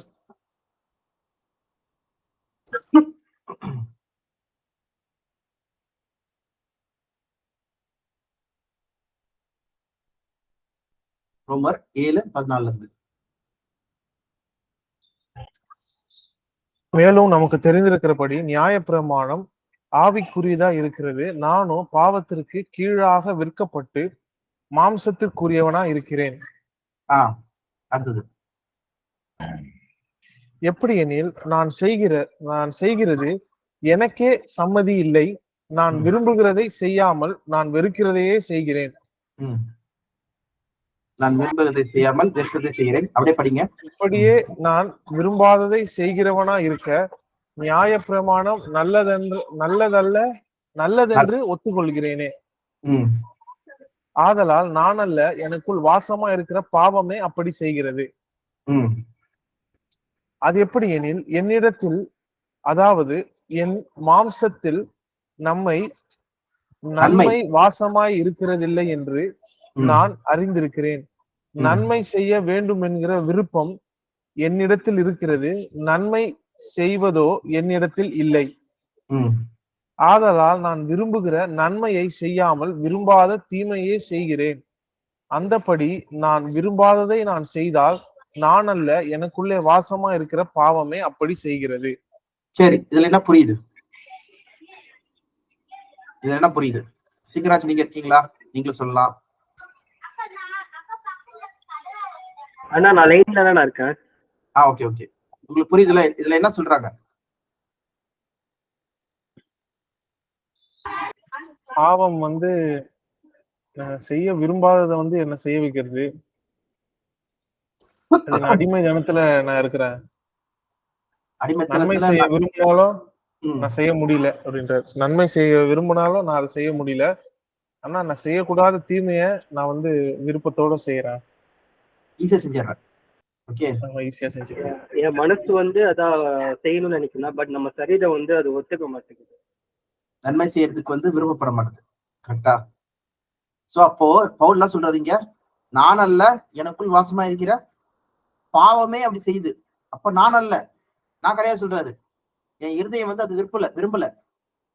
எக்ஸாம்பிள் சொல்லணும்னா, ஒரு ராபர்ட் வந்து இருக்குன்னு வச்சுக்கோங்க. அதை வந்து மேல இருந்து ஒருத்தவங்க வந்து இயக்குறாங்க. அந்த ராபர்ட்டுக்கு வந்து என்ன இருக்குன்னு சொல்லி பாத்தீங்கன்னா, செய்யக்கூடாதுன்னு நினைக்குது. ஓகே, அது இப்படி பண்ணக்கூடாது, கையெடுக்கூடாது சொல்லி நினைக்குது. ஆனா ஆட்டோமேட்டிக்கா அது நடக்குது. அந்த மாதிரி வந்து பாத்தீங்கன்னா இங்க என் மாம்சம் வந்து பாத்தீங்கன்னா அது விரும்பின காரியங்கள் தான் என்ன பண்ணுது, எல்லாமே செய்ய விரும்புது. அது நானும் கிடையாது, எனக்குள் வாசமா இருக்கிறது இந்த பாவமே என்ன பண்ணுது, அது செய்து சொல்றாங்க. இப்ப எக்ஸாம்பிள், ஒருத்தர் வந்து திருடிறாரு. திருடிட்ட பிறகு அது நான் அல்ல, எனக்குள் வாசமா இருக்கிற பாவம் தான் அப்படி சொல்லி போக முடியுமா? முடியாது. முடியாது. ஆனா தாவீது அப்படிதானே மனம் திரும்பி இருக்காரு. தாவீது ஆமா அவங்க பாவம் பண்ணி. ஆமா தாவீது வந்து என்ன சொல்றாருன்னா, தாய் என் பாவத்திலே என்னை கற்பந்தரித்தால் தேவனே என்னை மன்னிங்க சொல்லிட்டு நொறுங்குண்ட இருதயத்தோட அவர் வந்து ப்ரே பண்றாரு சங்கீதம் 51ல. சோ அதுதான் நம்ம புரிஞ்சுக்க ட்ரை பண்றோம் இங்க. ஓகேவா? சோ அதுதான் இங்க வந்து பவுல் சொல்ல வர்றதை நம்ம இங்க புரிஞ்சுக்க ட்ரை பண்றோம். என்னதுன்னா வந்து பாத்தீங்கன்னா, தேவன் வந்து என்ன பண்றாரோ நியாயப்பிரமாணத்தை கொடுத்ததுக்கான நோக்கம் என்னதுன்னா, பாவம் என்னதென்று நம்ம தெரிஞ்சுக்கிறதுக்காக தான் தேவன் வந்து என்ன பண்ணாராம், இந்த நியாயப்பிரமாணத்தை நம்மளுக்கு கொடுத்தாராம். ஓகேவா? அப்போ அதை பத்தி தான் பவுல் வந்து பாத்தீங்கன்னா ஆரம்பத்துல இருந்து பேசிட்டு வர்றாரு. மேல இருந்து 7 வசனத்துல இருந்தே பேசிட்டு வர்றாரு. ஓகே, பாவம் என்னதென்று தெரிஞ்சுக்கிறதுக்காக தான் நியாயப்பிரமாணத்தை கொடுத்தாரு. இப்ப நம்ம தெரிஞ்சுக்கிட்டோம். தெரிஞ்சது மூலமா நம்மளுக்கு என்ன புரியுதுன்னு சொல்லி பாத்தீங்கன்னா, என்னால நான் பாவத்தை நான் ஒடுக்கணும், பாவத்துல இருந்து நான் விலகணும் சொல்லி நினைச்சாலும் என்னால ஒண்ணுமே முடியல. ஓகே, எனக்குள் வாசமா இருக்கிற அந்த பாவம் என்ன பண்ணுது, அது செஞ்சுட்டே இருக்கு. அப்ப எனக்கு யாராவது வேணும், எனக்கு வந்து ஒரு ஹெல்ப்பர் வேணும். நான் கிணத்துக்குள்ள விழுந்துட்டேன், நான் பாவி, நான் வந்து மரணத்துக்கு போற ஒரு ஆளு, நான் வந்து தப்பான ஒரு ஆள் சொல்லி எனக்கு தெரிஞ்சிச்சு. யாராவது என்னை காப்பாத்தணும் சொல்லி அவர் என்ன பண்றாரு, நினைக்கிறாராம். அது எது உணர்த்துச்சு, எந்த காரியம் வந்து அவர் நீ தப்புன்னு சொல்லி உணர்த்துச்சு? நியாயப்பிரமாணம். கரெக்ட். ஓகே, நியாயப்பிரமாணம் என்ன பண்ணுச்சு, நீ ஒரு பாவிப்பா, உனக்கு ரட்சகர் தேவை சொல்றது உணர்த்துச்சா. அப்போ இது டைரக்டா நீங்க கலாத்தியர்ல படிச்சீங்கன்னா உங்களுக்கு நல்லா புரியும் பாருங்க. கலாத்தியன்ஸ் 3ஆம் அதிகாரத்துல அங்க பவுல் என்ன சொல்றாருன்னா, கிறிஸ்துவினிடத்தில் கொண்டு வருகிற ஒரு உபாதியா இருந்துதான். ஓகே, 23, 24, 25 படிங்க. ஆதலால் விசுவாசம் வருகிறதற்கு முன்னே வெளிப்பட போகிற விசுவாசத்திற்கு ஏதுவாக நாம் அடைக்கப்பட்டவர்களாய் நியாய பிரமாணத்தின் கீழ் காவல் பண்ணப்பட்டிருந்தோம். இவ்விதமாக நாம் விசுவாசத்தினாலே நீதிமானாக்கப்படுவதற்கு நியாய பிரமாணம் நம்மை கிறிஸ்துவினிடத்தில் வழி நடத்துகிற உபாதியாய் இருந்தது. விசுவாசம் வந்த பின்பு நாம் உபாதிக்கு கீழானவர்கள் அல்லவே. போதும். அதான் நம்ம எல்லாருமே தேவனுடைய பிள்ளைகளா இருக்கும். ஓகே, இப்ப பாத்தீங்கன்னா நியாயப்பிரமாணம் எது கொடுக்கப்பட்டது, பர்பஸ் என்னது, அது கிறிஸ்து கிட்ட நம்மள கொண்டு வரதுக்கான. சொல்லுங்க. அதான் இப்போ கிறிஸ்து வரதுக்கு முன்னாடிதான் இப்படி இருக்கணும் அப்படின்னு சொன்ன நியாயப்பிரமாணம். ஆனா அதுக்கப்புறம் கிறிஸ்து வந்ததுக்கு அப்புறம் அவரே நியாயப்பிரமாணத்தை பின்பற்றவனா நீங்க என்ன விசுவாசாலே போதும் அப்படின்ற மாதிரி. கரெக்ட். ஆமா, அது மட்டும் கிடையாது. இங்க இம்பார்ட்டன்ட் என்னதுன்னா, பாவம் என்னதென்று அறிஞ்சுக்கிறதுக்கும் நம்மளால நம்மளை காப்பாத்திக்க முடியாது, நான் என்னைய வந்து ரசிக்க முடியாது, எனக்கு ஒரு ரட்சகர் தேவை சொல்றதையும் அது உணர்த்தும் வகையில. அதனால பாத்தீங்கன்னா கிறிஸ்துவனிடத்தில் கொண்டு வரும். ஓகே, அது கிறிஸ்துவனிடத்தில் கொண்டு வரும்னா என்னது, ஒரு ஃபனல் இருக்குன்னா தண்ணி வந்து பயங்கர ஃபாஸ்டா போயிட்டு இருக்கு. அந்த தண்ணி எல்லாத்தையும் ஒரு ஃபனல்ல கொண்டு வந்து ஒரு பாயிண்ட்ல கொண்டு வரீங்க பாத்தீங்களா. அப்போ எனக்கு ஒரு ரட்சகர் தேவை சொல்லிட்டு ஒரு ரட்சகர் நோக்கி போறதுக்கான ஒரு எண்ணத்தை, ஒரு நோக்கத்தை கொண்டு வர்றதுக்கு தான் என்ன பண்ணிச்சான், நியாயப்பிரமாணம் பண்ணிச்சான். ஏன்னா நீங்க எல்லாரும் பாவிகளா இருக்கீங்கப்பா, நீங்க ஒருத்தர் நீதிமான் கிடையாது சொல்லி உணர்த்துறதுக்காக. அப்ப என்னாச்சு, இயேசு கிறிஸ்து கரெக்டான டைம்ல வராரு. அப்ப அந்த உபாதியை என்ன ஆயிடுச்சு, கொண்டு வந்து கொடுத்துச்சு. இவர் தான்ப்பா ரட்சகர், இவர் மூலமா தான் உலகத்தின் பாவத்தை சுமந்து தேவாட்டுக்குட்டி இவர் தான் வந்துட்டாரு காப்பாத்துறதுக்கு சொன்ன உடனே அந்த நியாயப்பிரமாண வேலையை முடிஞ்சிச்சு. கட் ஆஃப் முடிஞ்சிச்சு, வேலை முடிஞ்சிச்சு. யார் வந்துட்டான், இயேசு கிறிஸ்து வந்து என்ன பண்றாரு, அந்த மக்களை வந்து தமது மரணத்தினாலே காப்பாத்தி எல்லாரும் என்ன பண்றாரு, விடுதலை ஆக்கிற போறோம். இப்ப விசுவாசத்தினால் மட்டும் தான் நீங்க வந்து ரட்சிக்கப்படுறீங்க சொல்றது வந்துருச்சு. இப்ப புரியுதா கான்டெக்ஸ்ட்? ஓகே, இப்போ அந்த கன்வென்ஷன்ல ரோமர் 21 படிங்க. ரோமர் 7:21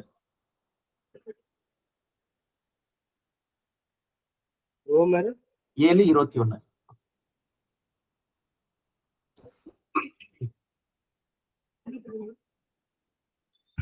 ஆனபடியால் நன்மை செய்ய விரும்புகிற என்னிடத்தில் தீமை உண்டு என்கிற ஒரு பிரமாணத்தை காண்கிறேன். உள்ளான மனுஷன் கேட்டபடி தேவனுடைய நியாய பிரமாணத்தின் மேல் பிரியமா இருக்கிறேன். ஆகிலும் என் மனதின் பிரமாணத்திற்கு விரோதமாய் போராடுகிற வேறு ஒரு பிரமாணத்தை என் அவயங்களில் இருக்க காண்கிறேன். அது என் அவயங்களில் உண்டாயிருக்கிற பாவ பிரமாணத்திற்கு என்னை சிறையாக்கி கொள்கிறது.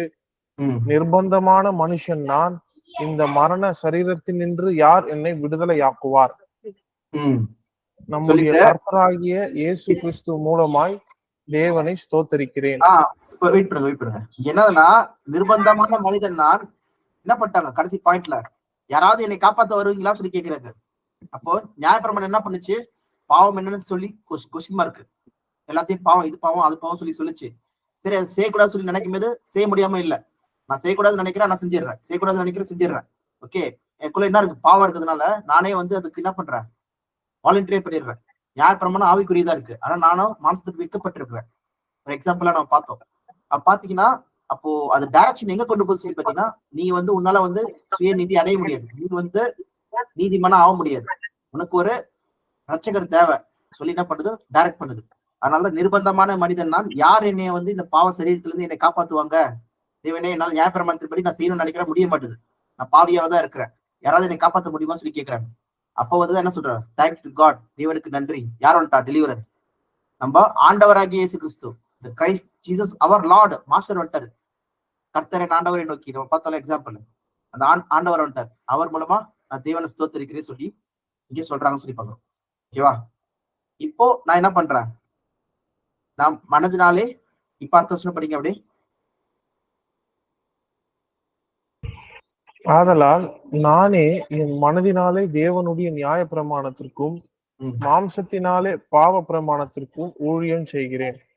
ஓகே, நானே இப்ப என்ன பண்றேன், ஒண்ணுமோ இருதயத்துல நான் நம்புறேன், தேவனே உமது நியாயப்பிரமாணம் நல்லது சொல்லி நினைக்கிறேன். ஓகே, மனதினாலே. ஓகே, ஆனா என்னுடைய மாம்சத்துல என்ன பண்ணிருக்கேன், பாவ பிரமாணத்துல தான் இன்னும் நான் வாழ்ந்துட்டு இருக்கிறேன், அதுல மாற்றமே கிடையாது. இன்னும் நான் சரீரத்துல, இந்த சரீரத்துல, பாவமான சரீரத்துல நான் வாழ்ற வரைக்கும் எனக்குள்ள இதுதான் இருக்கு. ஓகேவா? ஆனா எனக்கு ஒரு ரட்சகர் வந்துட்டாரு, அதனால தேவன் ஸ்தோத்திரிக்கிறேன் சொல்லி சொல்றாரு. அப்ப பாத்தீங்கன்னா மொத்தம் 613 கட்டளைகள் இருக்கு நியாயப்பிரமாணத்துல. ஓகேவா? அதுல நீங்க ஒண்ணு மிஸ் பண்ணாலும் எல்லாத்தையும் மிஸ் பண்ணதான் அர்த்தம் சொல்லி பார்க்கணும். ஓகேவா? அது கூட நம்ம படிக்கலாம், அந்த வசனத்தை கூட. அது எதுக்காக சொல்றேன்னா, நியாயப்பிரமாணத்தை வந்து ஒரு நாளும் கடைபிடிக்க முடியாது சொல்றதுக்காக. ஏன்னா படிங்க, யாக்கோபு 2ஆம் அதிகாரம் 10-11, ஜேம்ஸ்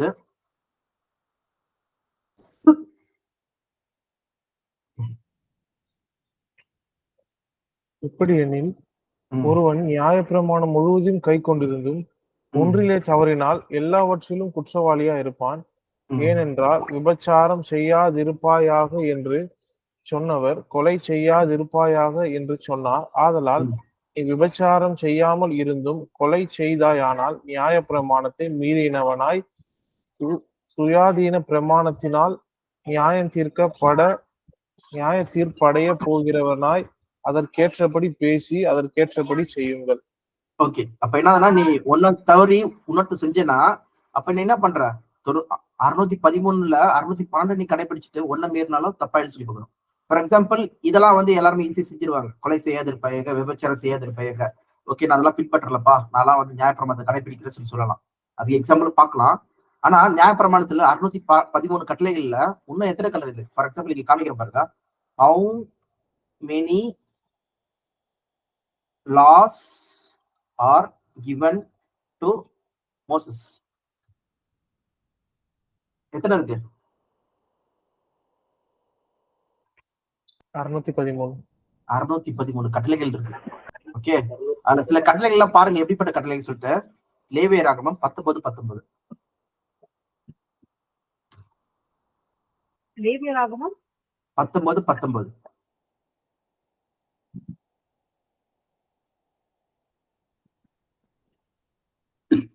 எக்கால சத்தம் வர வர மிகவும் பலமாய் ஒலித்தது.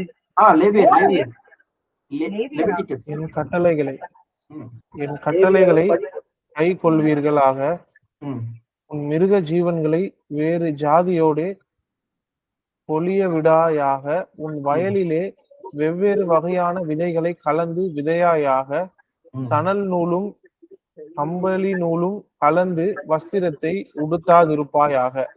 ஓகே, பாத்தீங்கன்னா என்ன சொல்றாரு, எத்தனை கட்டளைகள் பாருங்க. இப்ப 2 வகையான மெட்டீரியல்ஸ் நீ யூஸ் பண்ணக்கூடாது, 2 வகையான விதைகள் நீ யூஸ் பண்ணக்கூடாது, 2 வகையான அனிமல்ஸ் வந்து என்ன பண்ணக்கூடாது, அதை நீ வந்து இனப்பெருக்கம் பண்ணக்கூடாது. ஓகே, அப்படி சொல்றாரு. பாத்தீங்கன்னா எக்ஸாம்பிள், நம்ம துணி, இப்ப நம்ம போடுற துணியே என்னது, டெரி காட்டன் இருக்கு, அப்புறம் இன்னொன்னு நைலான் இருக்கு, டிஃப்ரெண்ட் மெட்டீரியல் கலந்துதான் இருக்கு.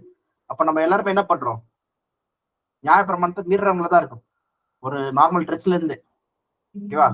ஒண்ணு பாத்தீங்கன்னா அவங்க கலாச்சாரப்படி கால் கழுவிட்டு உள்ள போகணும் வீட்டுக்குள்ள. கால் கழுவுனாலே என்ன ஆயிடுது, பாவம் செஞ்சவங்களா ஆயிடுறோம் சொல்லி பாக்குறோம், ஓகேவா? அப்போ அந்த மாதிரி இந்த நியாயப்பிரமாணத்தின் 613 கட்டளை எடுத்துக்கிட்டீங்கன்னா யூதர்கள் வந்து பாத்தீங்கன்னா அவ்வளோ உன்னிப்பா கவனிச்சு பண்ணுவாங்களாம். ஆனா ஒண்ணு மிஸ் பண்ணாலும் என்ன ஆயிடுது, எல்லாவற்றையும் மிஸ் பண்ணவனா ஆயிடுது. அதான் நம்ம வந்து எங்க படிக்கிறோம், யாக்கோபு 2ஆம் அதிகாரம் 10-11 நம்ம படிச்சோம். ஓகே, ஒண்ணு மீறினாலும் எல்லாத்தையும் மீறதா ஆயிடும் சொல்லி பார்க்கிறோம். அப்போ நியாயப்பிரமாணத்தோட நோக்கம் என்னதுன்னா, நீங்க பாவிகள், உங்களுக்கு ஒரு ரட்சகர் தேவை, உங்களால முடியாது. ஓகே, அப்ப பாத்தீங்கன்னா இயேசு கிறிஸ்துகிட்ட கொண்டு வர ஒரு உபதையா தான் இருக்கு. ஓகே, உங்களுக்கு ஒரு ரட்சகர் தேவை சொல்லிட்டு. ஃபார் எக்ஸாம்பிள், ஒரு இயேசு கிறிஸ்து காலத்திலேயே வந்து பாத்தீங்கன்னா ஒருத்தர் வந்து சொல்லுவாரு, நல்ல போதகரே சொல்லிட்டு, குட் டீச்சர்.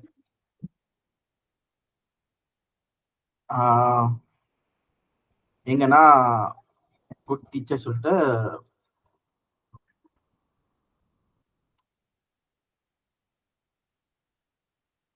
லூக்கா 18:18 இருந்து.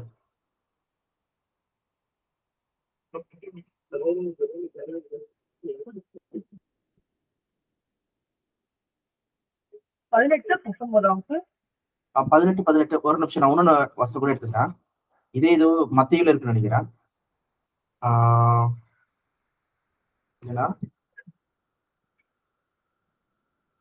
ரிச்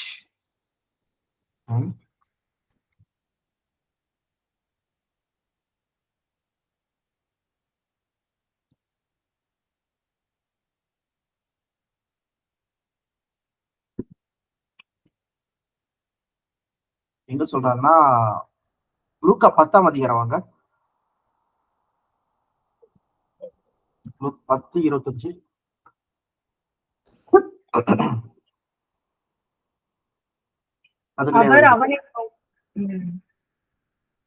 படிங்க. அவர் அவனை நோக்கி நிதானமாய் உத்தரவு சொன்னாய், அப்படியே செய், அப்பொழுது பிழைப்பாய் என்றார். ஓகே, இல்ல அது நல்ல போதகரே. ஐ ஹேவ் லூக்கா 18:18 தான் இருக்கு. அதுலதான் மை சைல்ட்ஹுட், நான் சிறு வயது முதல் கொண்டு நான் அதை வந்து பின்பற்ற சொல்லிட்டு அந்த ரிச் மேன் சிறு பிள்ளைகள் போல மத்தேயு 19 இருக்கு. மத்தேயு 19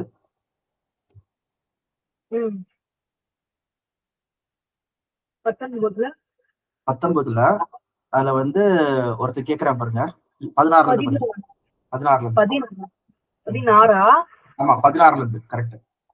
அப்பொழுது ஒருவன் வந்து அவரை நோக்கி, நல்ல போதகரே, நித்திய ஜீவனை அடைவதற்கு நான் எந்த நன்மையை செய்ய வேண்டும் என்று கேட்டான். அதற்கு அவர், நீ என்னை நல்லவன் என்று சொல்வானேன், தேவன் ஒருவர் தவிர நல்லவன் ஒருவனும் இல்லையே. நீ ஜீவனில் பிரவேசிக்க விரும்பினால் கற்பனைகளை கைக்கொள் என்றார். எந்த கட்டளை சொல்லி கேட்கிறான்? படிங்க. அவன் அவரை நோக்கி எவைகளை என்று கேட்டான். அதற்கு இயேசு, கொலை செய்யாதிருப்பாயாக, விபச்சாரம் செய்யாதிருப்பாயாக, களவு செய்யாதிருப்பாயாக, பொய்சாட்சி சொல்லாதிருப்பாயாக, உன் தகப்பனையும் உன் தாயையும் கனம் பண்ணுவாயாக, உன்னிடத்தில் நீ அன்பு கூறுவது போல பிறனிடத்திலும் அன்பு கூறுவாயாக என்பவைகளே என்றார். அந்த வாலிபன் அவரை நோக்கி, இவைகளை எல்லாம் என் சிறு வயது முதல் கை கொண்டிருக்கிறேன், இன்னும் என்னிடத்தில் குறைவு என்ன என்றார். அதற்கு இயேசு, நீ பூரண சர்க்குணராய் இருக்க விரும்பினால் போய் உனக்கு உண்டானவைகளை விற்று தரித்திரனுக்கு கொடு, அப்பொழுது பரலோகத்தில் உனக்கு பொக்கிஷம் உண்டாயிருக்கும், பின்பு என்னை பின்பற்றி வா என்றார். அந்த வாலிபன் மிகுந்த ஆஸ்தி உள்ளவனாய் இருந்தபடியால் இந்த வார்த்தைகளை கேட்டபொழுது துக்கம் அடைந்தவனாய் போய்விட்டான் சொல்லி பாத்தீங்கன்னா, இந்த ஆளுக்கு வந்து என்னதுன்னா, நான் எல்லா கட்டளையும் நான் கீழ்படுகிறேன், எனக்கு ஒரு குறையும் கிடையாது, நான் கரெக்டா எல்லாத்தையும் பண்றேன்னு சொல்லிட்டு என்ன பண்றாரு, ஒரு பணக்கார ஒரு வாலிபன் ஒருத்த வந்து வரா, இயேசு கிறிஸ்து கிட்ட வந்து கேட்கிறான், நித்திய நிறைய இருக்கு, இந்த கட்டளை எல்லாம் ஃபாலோ பண்ணுப்பா சொல்லும் மீது அவன் நான் எல்லாத்தையும் பண்றேன் சொல்லும் மீது அது என்ன பண்றான், சட்டப்பூர்வமா இல்லைன்னா வந்து அதன் படி என்ன பண்றான், நார்மலா பண்ணிட்டு இருக்கான்னு சொல்லி பாக்குறோம். ஓகே, மேலோட்டமா. ஓகேவா? ஆனா நம்ம ஏற்கனவே என்ன பார்த்தோம், நியாயப்பிரமானது ஆனது ஆவிக்குரியதா இருக்கு சொல்லி பாக்குறோம். அந்த ஆவிக்குரிய வகையில அவன் பண்ணல.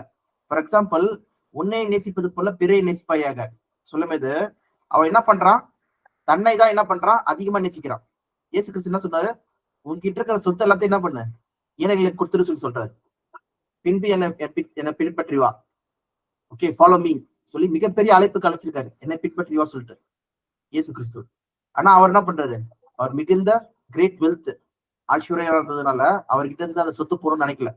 அப்போ வந்து பாத்தீங்கன்னா அவர் சொன்ன கட்டளைகளே என்ன எழுறாரு, நியாயப்பிரமாண கட்டளைகளே அவரே வந்து என்ன பண்ண முடியல, பின்பற்ற முடியல சொல்லி பார்க்கிறோம். ஓகேவா? பாத்தீங்கன்னா நீங்க வந்து 612 கட்டளைகள் நீங்க பற்றிருந்தாலும் இல்ல அதை ஃபாலோ பண்ணிருந்தாலும் ஒன்ன மீறினாலும் என்ன ஆயிடுது சொல்லி பாத்தீங்கன்னா அது எல்லாத்தையும் மீறினதா ஆயிடுது. நியாயப்பிரமாணத்தின் மூலமா ஒருவனும் நீதி அடைய முடியாது.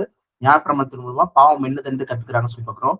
இப்ப நம்ம எல்லாருமே நியாயப்பிரமாணத்தின்படி நீதி அடையிறோமா பாத்தீங்கன்னா கிடையாது. இயேசு கிறிஸ்து மேல வச்சிருக்கிற விசுவாசம் மூலமா தான் நம்ம நீதி அடைகிறோம். அதனாலதான் வந்து பாத்தீங்கன்னா ரோமர் 8ஆம் அதிகாரத்துக்கு போலாம். ரோமர் 8:1 படிங்க.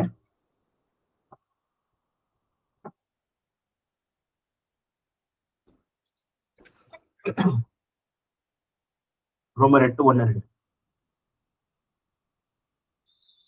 ஆனபடியால் கிறிஸ்து இயேசுக்குட்பட்டவர்களாயிருந்து மாம்சத்தின்படி நடவாமல் ஆவியின்படியே நடக்கிறவர்களுக்கு ஆக்கினை தீர்ப்பு இல்லை.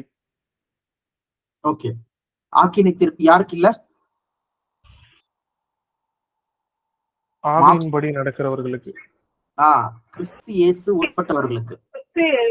உட்பட்டவர்கள். சரி, இப்ப நம்ம ஆவியின்படி எப்படி நடக்க முடியும்? ஃபர்ஸ்ட் ஆஃப் ஆல், ஆவியின்படி நடக்கிறதுனா என்னது?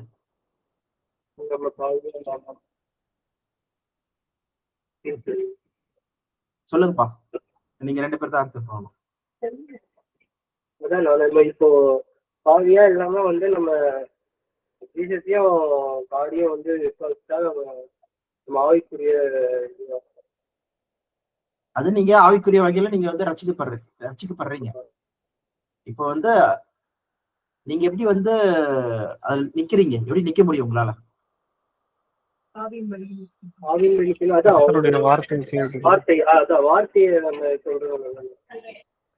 கர்த்தருடைய வார்த்தையை கீழ்படியறதுனால, அத வார்த்தைய சொல்றதுனாலயா? அது கீழ்ப்படிந்து நடக்கிறதுனால. ஓகே ஓகே ஓகே சரி, இப்ப நான் சில பாயிண்ட்ஸ் மட்டும் சொல்றேன், நீங்களே அண்டர்ஸ்டாண்ட் பண்ணுங்க. ஃபார் எக்ஸாம்பிள், இயேசு கிறிஸ்து மூலமா நம்ம ஞானசனம் பெற்றுட்டோம். ஞானசனம் பெற்ற பிறகு தேவனுடைய பரிசுத்தாவி மூலமா வந்து சபையுடைய அழைப்புக்குள்ள உள்ள வந்துச்சு. வந்துட்ட பிறகு ஒண்ணுமா மக்கள் மாம்சத்துல தான் இருக்காங்களா இல்ல ஆவியில இருக்காங்களா? மாம்சத்துல இருக்கும். இயேசு கிறிஸ்து வந்தாதான் அவருடைய 2ஆம் வருகையில தான் என்ன ஆகுது, நம்ம ஆவிக்குரிய சரீரம் நம்மளுக்கு கிடைக்குது சொல்லி பார்க்கணும். ஓகேவா? அப்ப அது வரைக்கும் மாம்ச சரீரத்துல தான் இருக்கும். அப்போ நம்ம மாம்ச சரீரத்துல நியாயப்பிரமாணத்துல என்ன சொன்னாங்க, பாவம் என்னதென்று அது கற்பித்தது சொல்லி பார்க்கிறோம். இது செய்யக்கூடாதுன்னு நினைக்கிறேன், நான் செஞ்சிடறேன். இது பண்ணக்கூடாதுன்னு நினைக்கிறேன், நான் பண்ணிடுறேன். நிர்பந்தமான மனிதன் நான், யார் என்ன பாவம் சரீரத்திலிருந்து விடுதலையாக்கவும் சொல்லி கேட்கும்போது கடைசி வசனத்துக்கு என்ன படிக்கிறோம், கிறிஸ்து இயேசு மூலமா நன்றி செலுத்துறேன் சொல்லி சொல்றாங்க. ஓகே, கிறிஸ்து இயேசுக்கு நன்றி செலுத்துறேன். அவர் மூலமா என்ன பண்றாரு தேவன், ரட்சகராகிய இயேசு கிறிஸ்து மூலமா நம்மளுக்கு வந்து காப்பாத்திடுறாரு சொல்லி நம்ம பாக்குறோம். ஓகே, மீட் கொடுத்தாச்சு. இப்ப அடுத்த வருஷத்துல நம்ம என்ன பாக்குறோம்னா, ஆவியின்படி நடக்கிறவங்களுக்கு ஆக்கினி தீர்ப்பு இல்லை, மாம்சத்தின் படி நடக்கிறவங்களுக்கு ஆக்கினி தீர்ப்பு, மரணம் இருக்கா? அது வந்து 2ஆம் வருகையில் தான் சொல்றாங்களா? அந்த நம்ம கடைசிக்கும் அப்படியே இருந்தோம், அவரோட வார்த்தையை நம்ம கேட்காம இருந்தா, அப்போ அது சொன்னீங்கல்ல, அப்ப நம்ம மாம்சபூரியமா இருந்தா அப்ப நம்மளுக்கு வந்து சுத்தி இல்ல, தேவ ராஜ்யத்துல இடம் இல்ல. புரியல, எப்படி சொல்லுங்க. அதான் நான் வந்து இது எப்படி நான் நினைக்கிறேன்னா, அதான் அவரோட செகண்ட் கமிங் அப்போ நடக்கிறது தான் சொல்றாங்கன்ற மாதிரி. இல்ல இப்ப நம்ம செகண்ட் கமிங் கிடையாது, இது இப்ப அப்பையில இருந்தே. ஃபார் எக்ஸாம்பிள், எப்ப ஞானசனம் எடுக்கிறீங்களா, எடுத்து கிறிஸ்துவ விசுவாசிக்கிறீங்களா, விசுவாசிச்ச உடனே அதுக்கப்புறம் மூமெண்ட்ல இருந்து, பரிசை கொடுக்கப்பட்ட மூமெண்ட்ல இருந்து நீங்க என்ன ஆயிடுறீங்க, உங்களுக்கு ஆக்கினி தீர்ப்பு இல்ல. இயேசு கிறிஸ்துக்குள்ள இருக்கிற வரைக்கும். இயேசு கிறிஸ்துக்குள்ள இல்லைன்னா நீங்க என்ன ஆயிருது, ஆக்கினி தீர்ப்பு வந்துருது. அப்ப ஆவிக்குடி நடக்கிறதுனா என்னது, இயேசு கிறிஸ்துக்குள்ள இருக்கிறது. இயேசு கிறிஸ்துக்குள்ள இல்லாதது வந்து என்னது, நம்ம மாம்சத்தின் கிரியை. மாம்ச ஓகே, ஆவியின் கிரியை என்னது? இயேசு கிறிஸ்துவ தரித்து கொள்றது. இயேசு கிறிஸ்துவ விட்டு விலகுறது என்னது? மாம்சத்தின் ஓகே. கிரியா இருக்கு சொல்லி பார்க்கிறோம். சரி, இப்ப அடுத்த கொஸ்டின் கேக்குறேன். எப்படி ஆவிக்குள்ள இருக்கிறது, எப்படி இயேசு கிறிஸ்துவ தரித்து கொள்றது?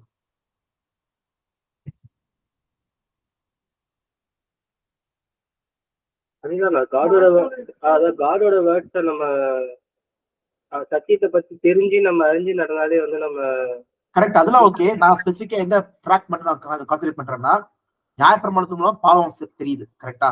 பாவம் சொல்ற ட்ராக் மட்டும் பிடிச்சிக்கலாம். ஓகேவா? இப்போ நியாயப்பிரமாண நான் பாவம் செய்யாம இருந்தேன்னா நியாயப்பிரமாணத்தை நான் பின்பற்றல. ஓகே, நியாயப்பிரமாணத்தின்படி. ஓகேவா? நியாயப்பிரமாணமே நம்மளுக்கு கிடையாது ஃபர்ஸ்ட் ஆஃப் ஆல். ஓகே, புறஜாதி மக்களுக்கு வந்து மொத்தம் 4 கட்டளை கொடுத்திருந்தாங்க. அது 4 கட்டளைகள் வந்து பாத்தீங்கன்னா, நெருங்குண்ட மிருகத்துக்கு வந்து புசித்து சாப்பிடக்கூடாதான். அப்புறம் வந்து ரத்தத்தை சாப்பிடக்கூடாதான். அப்புறம் வந்து விபச்சாரம் பண்ணக்கூடாதான். அப்புறம் ஐடல் வர்ஷிப் பண்ணக்கூடாது. இதுதான் சாமியல். இதானே கரெக்ட்? 4 தானே? ஆமா. ஓகே, 4 காரியங்கள் தான் வந்து அப்போஸ்தலர்கள் பேதுருவா இருக்கட்டும், அங்க இருந்து அப்போஸ்தலர்களும் சொல்லியிருக்காங்க சொல்லி பார்க்கலாம். ஓகேவா? புறஜாதி மக்களுக்கு இது போற கிளாஸ்ல நம்ம அதை எடுத்தது. ஓகேவா? அப்படி இருக்கும்போது இங்க கிறிஸ்துக்குள் இருக்கிறது தான் ஆவியில் இருக்கிறது சொல்லி நம்ம பாக்குறோம். ஓகே, கிறிஸ்துவ தரித்து கொள்றது தான் ஆவியில் இருக்கிறது சொல்லி பாக்குறோம்.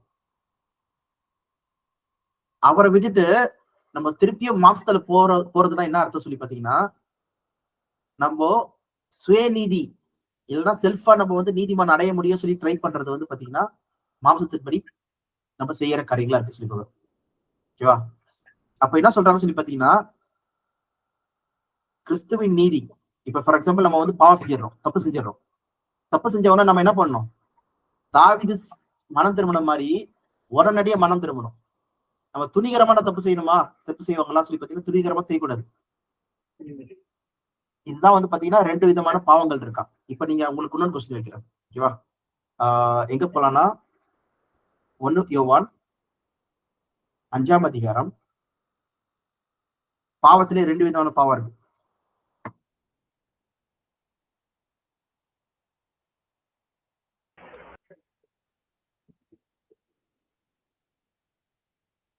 நம்ம வந்து அவரோட வார்த்தைய மற்றவங்களுக்கு எடுத்து சொல்ற மூலியமா கூட நம்ம இது பண்ணலாம். இப்ப நீங்க பண்ற மாதிரி நம்ம அவரோட சத்தியத்தை வந்து நம்ம மற்றவங்களுக்கு, அதாவது இப்போ எப்படி சொல்றது, அது கரெக்ட் தான் நீங்க சொல்றது. அது கரெக்ட் தான். நான் இப்ப வந்து ஃபோக்கஸ் பண்றது வெறும் பாவத்தை மட்டும் ஃபோக்கஸ் பண்றோம். நீங்க சொல்றது கரெக்ட். கிரியைகள், விசுவாச கிரியைகள் சொல்றது நீங்க சொல்றீங்க. நான் சொல்றது வந்து பாவத்தை மட்டும் ஃபோக்கஸ் பண்றேன். ஓகே, இந்த நியாயப்பிரமாணத்து மூலமா என்ன தெரியுது? பாவம் என்ன சொல்லி தெரியுது? பாவம் செய்யக்கூடாதுன்னு நியாயப்பிரமாணத்தை பின்பற்றணும். கரெக்டா?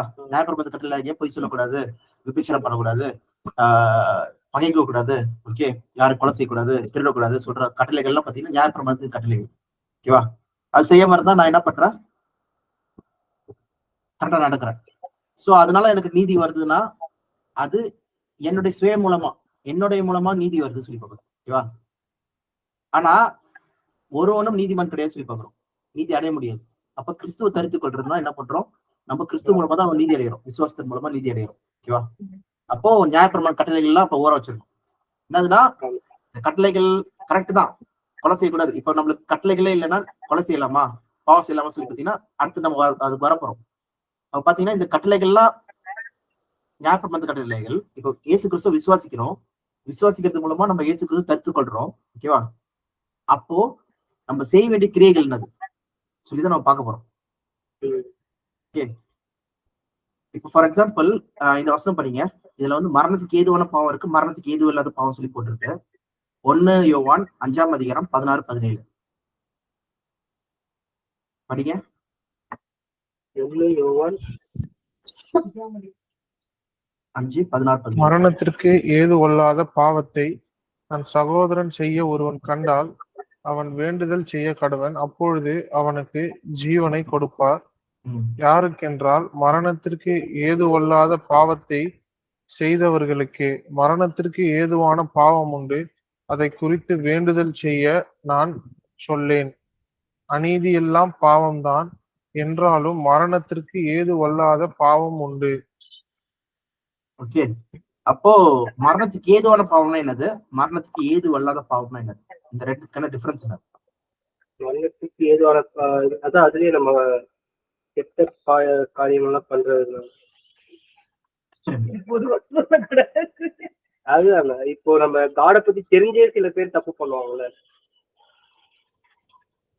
கரெக்ட். அந்த மாதிரி இருக்கு. ஓகே, அநீதி எல்லாமே பாவம் தான் சொல்றாரு.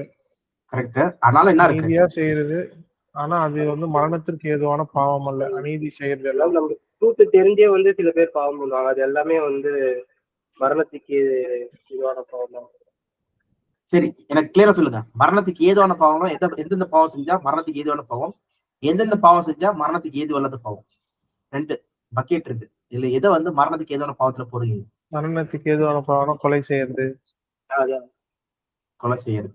இப்ப தாவீது வந்து கொலை செஞ்சாரு, அவர் கொலை ஆனா செய்ய, அவரு மனம் திரும்பினார்ல, நம்ம பாவம் அதுதான் நான் இப்ப கேட்கிற கொஸ்டினே தான், மரணத்துக்கு ஏதுவான பாவம்னா என்னது? மரணம்னா அதுக்கு வந்து தண்டனைக்கு மரணம் கிடைக்கணும், மரணத்துக்கு மரணம் கிடைக்கும். அதுதான் அப்போ இப்போ அதான் கடைசியா நம்ம தூடு தெரியாம இருந்தா தானே நம்மளுக்கு மரணம் இருக்கும், நம்மளுக்கு சான்ஸ் கொடுத்தா நம்ம இது பண்ணாம இருந்தா அதுவும் இல்லையா? அது இல்ல. இப்ப எக்ஸாம்பிள் சொல்லணும்னா, இப்ப வேற ஏதாவது மரணத்துக்கு ஏதுவான பாவம்னா என்னது சொல்லி சொல்றீங்க, சரி நானே விளக்கிடுறேன். என்ன சொல்லி பாத்தீங்கன்னா, ஒருத்தர் மனம் திரும்பினார்னா அது என்ன இருக்கு, மரணத்துக்கு ஏது இல்லாத பாவம். மனம் திரும்ப ஓகே, மனம் திரும்பாம பண்ணிட்டே தானே இருப்பான், பாவம் பண்ணிட்டு அப்ப திரும்ப மனம் திரும்புவாங்க, அதுதான் வரும். ஓகே, ஒருத்தர் வந்து மனம் திரும்பாம கடின இருதயமா இருந்தாருன்னா அது வந்து யாரு, மரணத்துக்கு ஏது இல்லாத ஒரு மரணத்துக்கு ஏதுவான பாவம் ஆயிடுது. மனம் திரும்பாம ஒருத்தர் இருந்தாருன்னா அது மரணத்துக்கு ஏதுவான பாவம். மனம் திரும்பாம இருந்தாருன்னா அது மரணத்துக்கு ஏதுவானது. மனம் திரும்பினாருன்னா என்னது, அது மரணத்துக்கு ஏதுவல்லாதது. ஓகே, சின் அன்டு டெத்னா வந்து என்னது, ரிப்பண்டன்ஸ் இருக்கணும். ரிப்பண்டன்ஸ் இல்லாம இருந்ததுன்னா சின் அன்டு டெத். ரிப்பண்டன்ஸ் இருந்ததுன்னா சின் நாட் அன்டு டெத். ஓகே, மரணத்துக்கு ஏதுவல்லாத பாவம் வந்து மனம் திரும்புதல் இருந்ததுன்னா. ஓகே, அப்ப ஃபார் எக்ஸாம்பிள் தாவீது வந்து மனம் திரும்புறாரு. ஓகே, ஆனா வந்து சாலமன் மனம் திரும்புறாரா? தேவன் வந்து 3 தடவை கிட்ட வந்து வேண்டார், அவர்கிட்ட சொல்றாரு மனம் திரும்பப்பா சொல்றாரு, திரும்பவே இல்லை. இப்ப ஃபார் எக்ஸாம்பிள் காயினு திரும்பல. ஓகேவா? அவ பாத்தீங்கன்னா யாரெல்லாம் கடின இருதயத்தோடு அவங்க துணிகரமா தப்பு செய்யறாங்களோ அது மரணத்துக்கு ஏதுவான பாவம் ஆயிடுது. ஓகே, கடின இருதயத்தோடு துணிகரமா மனம் திரும்பாம, ஓகே, மனம் திரும்புதே இல்ல, அது மரணத்துக்கு ஏதுவான பாவம் ஆயிடுது.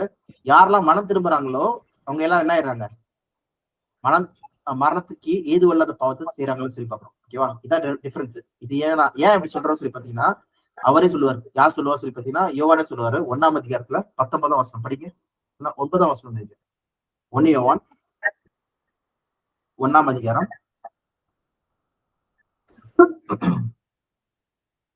9ஆம் வசனம். நம்முடைய பாவங்களை நாம் அறிக்கையிட்டால் பாவங்களை நமக்கு 8-9 படிங்க. நமக்கு பாவமில்லை என்போமானால் நம்மை நாமே வஞ்சிக்கிறமாய் இருப்போம், சத்தியம் நமக்குள் இராது. நம்முடைய பாவங்களை நாம் அறிக்கையிட்டால் பாவங்களை நமக்கு மன்னித்து எல்லா அநீதியிலும் நீக்கி நம்மை சுத்திகரிப்பதற்கு அவர் உண்மையும் நீதியும் உள்ளவராய் இருக்கிறார். நாம் பாவம் செய்யவில்லை என்போமானால் நாம் அவரை பொய்யராக்கி இருக்கிறவர்களாய் இருப்போம், அவருடைய வார்த்தை நமக்குள் இராது. இப்போ பயங்கர பெரிய பாஸ்டரா இருக்கட்டும், எல்லாம் பயங்கர பரிசுத்தவனா இருக்கட்டும், யாரா வேணா இருக்கட்டும், இந்த உலகத்துல பிறந்த மனுஷனா இருந்தா எல்லாருமே என்னதான் பாவிகள். பாவம் இல்ல சொன்னாங்கன்னா என்ன ஆயிடுது, அவங்க பொய்யரா இருக்காங்களா, இஸ் எ லயர். ஓகே, பொய்யரா இருக்காங்களா. ஓகேவா? சத்தியம் அவங்களுக்குள்ள இல்லையா. ஓகே, அப்போ நம்ம எல்லாருமே பாவிகள் தான் சொல்லி பார்க்கிறோம். ஒரு வகை இல்லைனாலும் இன்னொன்று வகையில நம்ம ஏதாவது ஒரு தப்பு செஞ்சுட்டு தான் இருக்கிறோம். தெரிஞ்சோ தெரியாமலோ, நம்மள அறிஞ்சோ அறியாமலோ செஞ்சுட்டு இருக்கோம். நம்ம அந்த காரியங்களுக்காக நம்ம என்ன பண்றோம், தேவனிடத்துல வந்து மனம் திரும்புறதுக்காக மனம் திரும்புறோம். ஃபார் எக்ஸாம்பிள் ஒரு ஆள் இருக்காரு, அவருக்கு வந்து என்னதுன்னா கோவம் பயங்கரமா வருது. ஓகேவா? அது நம்ம தப்பு செஞ்சிடறாரு, திட்டார், கெட்ட வார்த்தை யூஸ் பண்ணிடுறாரு வாயிலிருந்து. அது அவரால் வந்து என்ன பண்றாரு, அதுக்காக வருத்தப்படுறாரு. எனக்கு தேவனே என்னை மாத்துங்க, எனக்கு கஷ்டமா இருக்கு, தேவனே எனக்கு உதவி செய்யுங்க சொல்லிட்டு பயங்கரமா அதுக்காக பிரயாசப்படுறாரு. ஓகேவா? சபையில இருக்க மக்கள் கிட்ட சொல்றாரு. இப்ப சபை மக்கள் வந்து நீ வாயில இருந்து கெட்ட வார்த்தை வரத்துல நீ தகுதியே கிடையாது, நீ நீ வந்து பயங்கரமான தப்பு செய்யற சொன்னாங்கன்னா தப்பு. ஏன்னா அவரோட இருதயம் எப்படி இருக்கு, நான் மாறணும், நான் திருந்தணும் சொல்லி நினைக்குது. ஓகேவா? அதான் வந்து நொறுங்குண்ட இருதயம். ஓகே, மனம் திரும்பணும் சொல்ற இருதயம். ஓகேவா? அது தேவன் டைரக்டா பாக்குறாராம். அதனாலதான் சங்கீதம் 139 தேவனே நான் ஆராய்ந்து அறிந்திருக்கிறேன், என் உள்ளந்திரியங்களே அறிந்திருக்கிறேன் சொல்லி பாக்குறோம். அப்போ நம்மள எல்லாம் தெரிஞ்ச தேவன் சொல்லி பாக்குறோம். நம்ம உண்மையிலே மனம் திரும்புறோமா திரும்பலையா சொல்றது தேவனுக்கு தெரியும். நம்ம மனுஷங்களை ஏமாத்திடலாம், ஆனா தேவனை ஏமாத்த முடியாது. ஓகேவா? அவ பாத்தீங்கன்னா யாரெல்லாம் உண்மையா மனம் திரும்புறாங்களோ அவங்க என்ன பண்றாங்களா, இயேசு கிறிஸ்துவோட நீதியில வந்துடுறாங்க. அதனாலதான் நம்ம யார்கிட்ட மன்னிப்பு கேட்கிறோம், தேவனே இயேசு கிறிஸ்து ரத்தத்தால எங்களை என்ன பண்ணுங்க, சுத்திகரிங்க. அவர்தான் உலக பாவத்தை சுமந்து தீக்கிற தேவாட்டுக்குட்டி, அவர் மூலமா எங்களை சுத்திகரிங்க, எங்களை மணிங்க சொல்லி நம்ம மனப்பூர்வமா நம்ம மனம் திரும்பும் போது தேவன் அதுல விளக்குறாரு சொல்லி பார்க்கிறோம். அது மட்டும் இல்லாம அந்த அந்த அந்த கெட்ட வார்த்தை அந்த காரியங்கள் இருந்து தேவன் என்ன பண்றாரு, ஒரு பாயிண்ட் ஆஃப் டைம்ல நம்மள நீக்கிறார் சொல்லி பார்க்கிறோம். ஓகே, அந்த தப்பான காரியங்கள் இருந்து நம்மள நீக்கிறார். ஓகே, நம்மளா வந்து வாண்டடா வந்து என்ன பண்றோம், தேவன் கிட்ட தேவனே என்னை மன்னிங்க சொல்லி நம்ம டைரக்டா வந்து தேவன் கிட்ட வந்து கேட்கிறோம். இப்ப அதே மாதிரி ஒரு ஆளு கெட்ட வார்த்தை பேசுறாரு, அது என்னால கட்டுப்படுத்த முடியாதுப்பா, அது எனக்கு ஆட்டோமேட்டிக்கா வந்துடும் கோவப்பட்டா, நான்லாம் அதை நான் ஒன்றும் பண்ண முடியாது, அது எனக்குள்ளே பிறந்து வளர்ந்துருச்சு, சின்ன வயசுல இருந்தே இருக்கு, அது எதுவும் பண்ண முடியாது அப்படி சொன்னாங்கன்னா என்ன, அது சும்மா சாதாரண கெட்ட வார்த்தை தான். ஆனா அதுவே என்ன ஆயிடுது, கடின இருதயமா இருக்கிறதுனால, மனம் திரும்புதலுக்கு ஏதுவான இருதயம் இல்லாததுனால அது என்ன ஆயிடுது, மரணத்துக்கு ஏதுவான பாவமா கூட ஆயிடுது சொல்லி பார்க்கணும். ஓகே, அப்ப தப்பு சொல்றது சின்ன தப்பு பெரிய தப்பு எல்லாம் கிடையாது, பாவம் எல்லாம் ஒண்ணுதான். ஓகே, அது சின்ன ஆப்பிள் சாப்பிட்டாலும் தப்பு தான், அதுக்கு மரணம் வந்துச்சு, நீங்க எல்லாம் கொலை செஞ்சாலும் தப்பு தான், அதுக்கு மரணம் இருக்கு. ஓகேவா? அப்ப பாத்தீங்கன்னா அந்த தப்பு செஞ்சதுக்கு, இப்ப எக்ஸாம்பிள் கொலை செஞ்சதுக்கு என்ன இல்ல, மரணம் இல்ல, யாருக்கு, தாவீதுக்கு இல்ல. ஆனா ஆப்பிள் சாப்பிட்டா ஆதாமுக்கு தப்பு இருக்கு, மரணம் இருக்கு. ஓகே, என்னதுன்னா மனம் திரும்புதல் அங்க பாக்குறோம். அப்போ நம்ம இதை வந்து அந்த டைம்ல ஞாயிற்றுக்கிழமை டைம்ல அப்படிலாம் கிடையாது, தப்பு செஞ்ச தண்டனை அந்த மாதிரி இருக்கு. ஆனா அந்த டைம்ல இயேசு கிறிஸ்து மூலமா யாருக்குன்னா தாவீதுக்கு வந்து தேவன் வந்து மனம் திரும்புகிறார் சொல்லி பாக்குறோம். ஓகே, அவர் என்ன சொல்றாரு, அந்த நத்தானியேல் என்ன சொல்லுவாருன்னா, ஒரு ஆடு ஒருத்தருக்கு இருந்துதான், அந்த ஒரே ஒரு ஆடு இருக்கான் அந்த ஏழைய ஒரு ஆளுக்கு, இன்னொரு ஒரு பெரிய பெரிய பணக்காரன் ஒருத்தர் வீட்டுல வந்து ஏகப்பட்ட ஆடுகள் மாடுகள்லாம் இருக்கான். அப்ப பணக்காரன் வீட்டுக்கு வந்து ஒருத்தர் வந்துட்டானா, வந்ததுக்கு ஏழை ஆளுடைய ஆட்டை எடுத்துட்டு போய் அடிச்சு குழம்பு வச்சு அங்க விருந்தாளி கொடுத்துருக்காங்க. கொடுத்த உடனே நத்தனியேல் இந்த மாதிரி ஒரு ஸ்டோரி சொன்ன உடனே தாவீதுக்கு சமக்கவும் வந்துடும், யார் அந்த ஆளு, அந்த ஏழையோட ஆட்டை வந்து எடுத்து அவனோட வீட்டுல ஆளுங்களுக்கு, அவன் எப்பேற்பட்ட பணக்காரன் இருந்தாலும் சரி நான் அவனை சாவடிச்சிருவேன் சொல்லி சொல்றாரு. அது வேற யாருப்பா, நீதான்ப்பா அது, அந்த ஏழை ஆடு யாரு சொல்லி பாத்தீங்கன்னா, ஏழை ஆளு யார் சொல்லி பாத்தீங்கன்னா, அந்த நீங்க சாவடிச்ச அந்த உரியா அவனுடைய தளபதி தான், படைத்தலைவனா இருக்கிறாரு, அவன் தான். அவர் சொன்ன உடனே அவருக்கே வாய் போட்டுரும். ஓகே, அவர் வாயில வந்த இதுவே என்னது, ஜட்ஜ்மெண்ட் என்னது, நீதி என்னது, அவனை சாவடிக்கணும். ஆனா தாவீது என்ன பண்றாரு, உடனடியா போய் தேவனே என்னை மன்னிங்க சொல்லிட்டு என்ன பண்றாரு, ரிக்வஸ்ட் பண்ணி கெஞ்சி கேட்கிறாரு. கேட்டவொடனே சரி இதுக்காக நீ மறிக்க மாட்ட, ஆனா உனக்கு வந்து தண்டனை இருக்கு சொல்லிட்டு உனக்கும் பெட்சிகளுக்கு பிறந்த குழந்தை வந்து இறந்துரும் சொல்லி அந்த இது வருது சொல்லி போகிறோம். அதுக்கப்புறம் சாலமோன் பிறகுற சொல்லி போகிறோம். அப்ப என்ன புரிஞ்சுக்கிறோம் சொல்லி பாத்தீங்கன்னா, மனம் திரும்புதல் இல்லாத பாவங்கள் எல்லாமே என்ன இருக்கு, அது மரணத்துக்கு ஏதுவான பாவங்களா இருக்கு. ஓகே, மனம் திரும்புதல் இருக்கிற பாவங்கள் என்ன இருக்கு, அது மனப்பூர்வ மன திரும்புதல், தேவனுக்கு தெரியும். ஓகே, அது வந்து மரணத்துக்கு ஏதுவா இல்லாத பாவம் இருக்கு. ஓகே, அதுக்காக நீங்க வேண்டுதல் செய்யலாம். மரணத்துக்கு ஏதுவா இல்லாத ஒரு பாவம் செஞ்சானா அது அவனுக்கு வந்து ஒரு அடிக்ஷனா இருக்கலாம், ஏதாவது ஒரு கெட்ட பழக்கமா இருக்கலாம், ஒரு கெட்ட செயலா இருக்கலாம். ஓகேவா? அப்ப அதுல வந்து அவன் மனம் திரும்பணும், என்னை காப்பாத்துக்கு எனக்கு உதவி செய்யுங்க சகோதரர்களே, எனக்கு ஹெல்ப் பண்ணுன்னு சொல்லும் போது நம்ம அவங்களுக்காக ப்ரே பண்ணலாம் சொல்லி பாக்குறோம். அவன் துணிகரமா வந்து நான்லாம் அப்படி கிடையாது, நான்லாம் எதுக்கு கீழ் படிய மாட்டேன், எனக்குலாம் அது கிடையாது சொல்லி துணிகரமா தப்பு செய்யறவங்க வந்து பாத்தீங்கன்னா அது மரணத்துக்கு எதுவான பாவத்துல இருக்காங்கன்னு சொல்லி பாக்குறோம். ஓகேவா? அப்ப பாத்தீங்கன்னா இங்க நம்ம இப்ப இதுல வந்து நம்ம ரெண்டு விஷயம் பார்த்தோம். ஓகே, அப்ப இயேசு கிறிஸ்துக்குள்ள ஆவிக்குள்ள தரித்திருக்கிறது எப்படி இருக்க முடியும் சொல்லி பாத்தீங்கன்னா, இயேசு கிறிஸ்துனால நீதியினால நம்ம கழுவப்பட்டு நம்ம இருக்கும்போது மட்டும்தான் என்ன பண்ண முடியும், ஆவியினால இருக்க முடியும் சொல்லி பார்க்கணும். ஆவிக்குரிய மனுஷர்கள்லாம் ஓகே, கிறிஸ்துவுக்குள்ள இருக்கிறவங்களுக்கு ஆக்கினை தீர்ப்பு இல்லை. யாரெல்லாம் வந்து கிறிஸ்துவ விட்டு சுயம் நீதி இல்ல, ஓகே எனக்கு தேவையில்லை சொல்லி சொல்றாங்களோ அவங்க என்ன ஆயிடுறாங்க, மரணத்துக்கு உட்பட்டவங்களா ஆயிடுறாங்க. யாரெல்லாம் கிறிஸ்துக்குள்ள இருக்காங்களோ அவங்க ஜீவனை பெற்றவங்களா இருக்காங்க சொல்லி பார்க்கிறோம். இதான் அங்க பாக்குற டிஃபரன்ஸ். ஓகே, பாவத்தின் நிமித்தம். சரி, இதுல இன்னொன்னு ஒரு கொஸ்டின் வருது. இப்போ வந்து நம்மளுக்கு நியாயப்பிரமாணம் தான் வந்து இயேசு கிறிஸ்து வரைக்கும் கொண்டு வந்துச்சு, நியாயப்பிரமாணத்துக்கு காரியங்களை. அப்புறம் நியாயப்பிரமாணம் கிடையாது, இயேசு கிறிஸ்து வந்து முடிச்சிட்டாரு. நியாயப்பிரமாணத்தின் மூலமா கிடையாது, விசுவாசத்தின் மூலமா தான் நம்ம நீதி அடைகிறோம். இப்ப நம்ம வந்து பொய் சொல்லலாமா? இப்ப நம்ம வந்து தப்பான காரியங்கள்லாம் பண்ணலாமா? ஓகே, நம்மளுக்கு நியாயப்பிரமாணமே கிடையாது. ஓகே, சட்ட திட்டங்களே கிடையாது நம்மளுக்கு. நம்ம என்ன வேணா பண்ணலாமா சொல்லி யார் கேட்கறா சொல்லி பாத்தீங்கன்னா கொரிந்தியர் மக்கள் கேட்கிறாங்க. ஓகே, அது வசனத்துல வச்சு பார்க்க போறோம். இதுக்கு உங்களோட பதில் என்னது? நம்மளுக்கு தான் நியாயப்பிரமாணம் இல்லையே. நியாயப்பிரமாணம் வந்து இஸ்ரேல் மக்களுக்கு கொடுக்கப்பட்டது, அதுவும் இயேசு கிறிஸ்து வந்து முடிச்சிட்டாரு. இப்ப நம்மளுக்கு எதுவும் கிடையாது, நம்ம என்ன வேணா செய்யலாமா? இல்லையா? ஆனா ஜீசஸ் என்ன சொல்றாருன்னா, நீ அவர் தானே மோஸ்ட்லி சொல்றாரு, அவரை பின்பற்றணும். வேணா நம்ம அவர் பின்பற்றலன்னா அப்போ அது தப்புதான். கரெக்ட், அவர் இயேசு கிறிஸ்து பின்பற்றணும். இப்போ கொஸ்டின் அதுனா நம்ம என்ன செய்யணும்? நம்ம பாவம் செய்யக்கூடாது.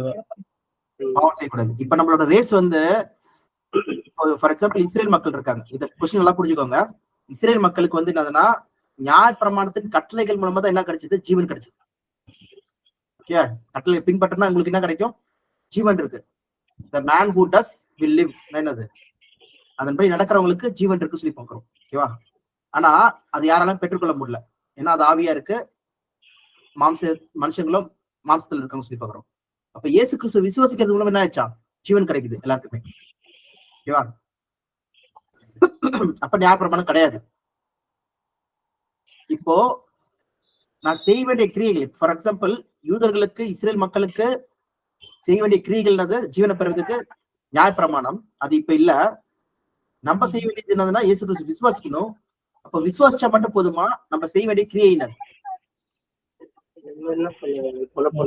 செய்யறதால ஜீவன் கிடைச்சது, நம்மளுக்கு ஜீவன் கிடைச்சதுனால நம்ம அதை செய்யறோம்.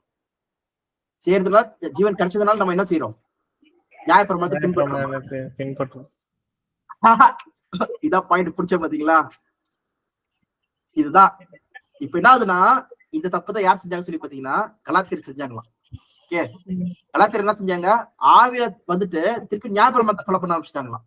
படிக்கலாம், கலாத்தியன்ஸ்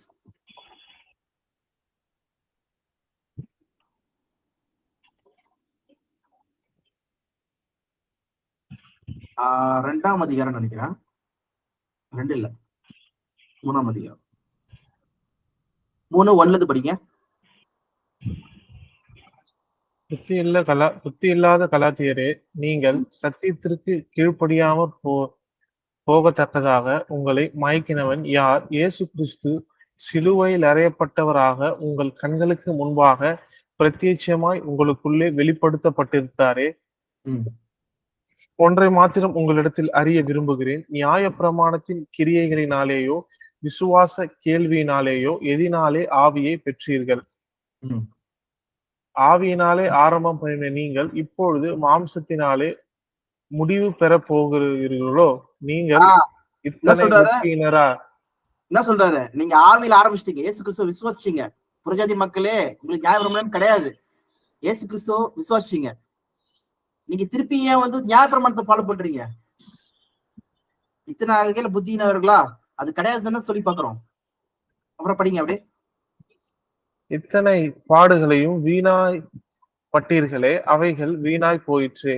அன்றையும் உங்களுக்கு ஆவியை அவித்து உங்களுக்குள்ளே அற்புதங்களை நடப்பிக்கிறவர் அதை நியாயப்பிரமாணத்தின் கிரியைகளினாலேயோ விசுவாச கேள்வியினாலேயோ எதினாலே செய்கிறார்.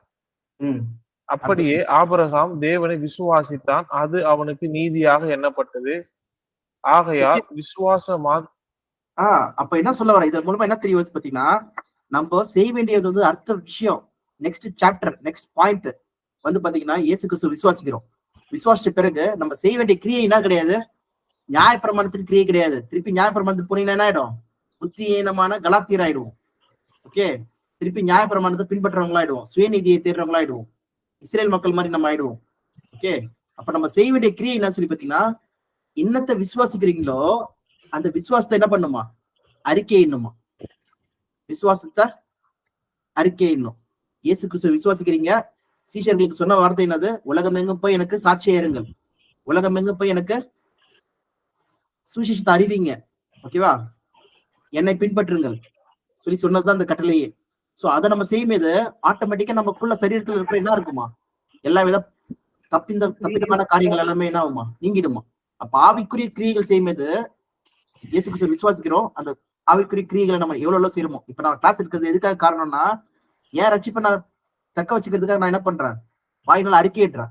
அது மூலமா என்னோட ஜீவன் என்ன பண்ணப்படுது? தப்பிக்கப்படுது சொல்லி பாக்குறோம். நான் ஆவிக்குரிய கிரியை பண்றேன். இயேசு கிறிஸ்துவின் நாமத்தை நான் வந்து அறிக்கை பண்றேன். இவர் தான் ஆண்டவர், இவர் தான் வந்து ரட்சகர், நம்மளை காப்பாத்த வந்தவர். தேவன் ஒருத்தர் இருக்காரு, அவருடைய குமாரன் தான் யார்? இயேசு கிறிஸ்து சொல்லி நான் என்ன பண்றேன்? அறிக்கையிடுறேன். இந்த மாதிரி நம்ம எல்லாருமே என்ன பண்ணோம்? இருதயத்துல விசுவாசிக்கிறத நம்ம அறிக்கையிடணும். இதுதான் விசுவாச கிரியே. நம்ம உட்காந்துட்டு நம்ம பாவத்தை ஒடுக்குற, நான் இது பாவம் செய்யாம இருக்கிறேன், இது பண்ணக்கூடாது அது பண்ணக்கூடாது சொல்லி நம்ம பண்ணனா அது திருப்பி நியாயப்பிரமாணத்தின் எப்படி சட்டத்திட்டங்கள் படி நம்ம பண்றோமோ அந்த மாதிரி பண்றது ஆயிடும். நான் தப்பு செய்யக்கூடாதுதான். எதுக்காக? சுவிசேஷத்துக்காகவும் எதுக்கும் எனக்கு வந்து தடங்கள் இல்லாதபடிக்கு நான் என்ன பண்றேன்? நான் என்ன காத்துக்கொள்றேன். நான் முக்கியமா நான் செய்ய வேண்டிய காரியம் என்னதுன்னா சுவிசேஷத்தை அறிவிக்கிறது. ஆட்டோமேட்டிக்கா நான் செய்யும் போதே என்ன பண்றாரு? தேவன் என்னைய பரிசுத்தமாக்குறாரு. சோ இதுதான் நம்ம பாக்குறோம். என்னை பரிசுத்தமாக்கி நான் என்னை என்ன பண்றாரு? கிறிஸ்துவின் நீதியில வந்து என்னை கொண்டு போறாரு சொல்லி பாக்குறோம். அதனாலதான் யாரெல்லாம் கிறிஸ்துக்குள் இருக்கீங்களோ அவங்க என்ன பண்றீங்களா? அவங்களுக்கு ஆக்கினை தீர்ப்பு இல்லை. அவங்க மரணத்திலிருந்து ஜீவனைய பெற்றுக்கொண்ட மக்களா ஆகுறாங்களாம். ஓகேவா? இதை வந்து நம்ம வசனம் மூலமா நம்ம பார்க்கலாம். சோ இந்த பாயிண்ட் வரைக்கும் புரியுதுல? இதோட நான் முடிக்கிறேன். நம்ம நாளைக்கு வந்து இதை கண்டிப்பா பண்ணலாம். பாயிண்ட் என்னதுன்னா, கடைசி பாயிண்ட் என்னதுன்னா,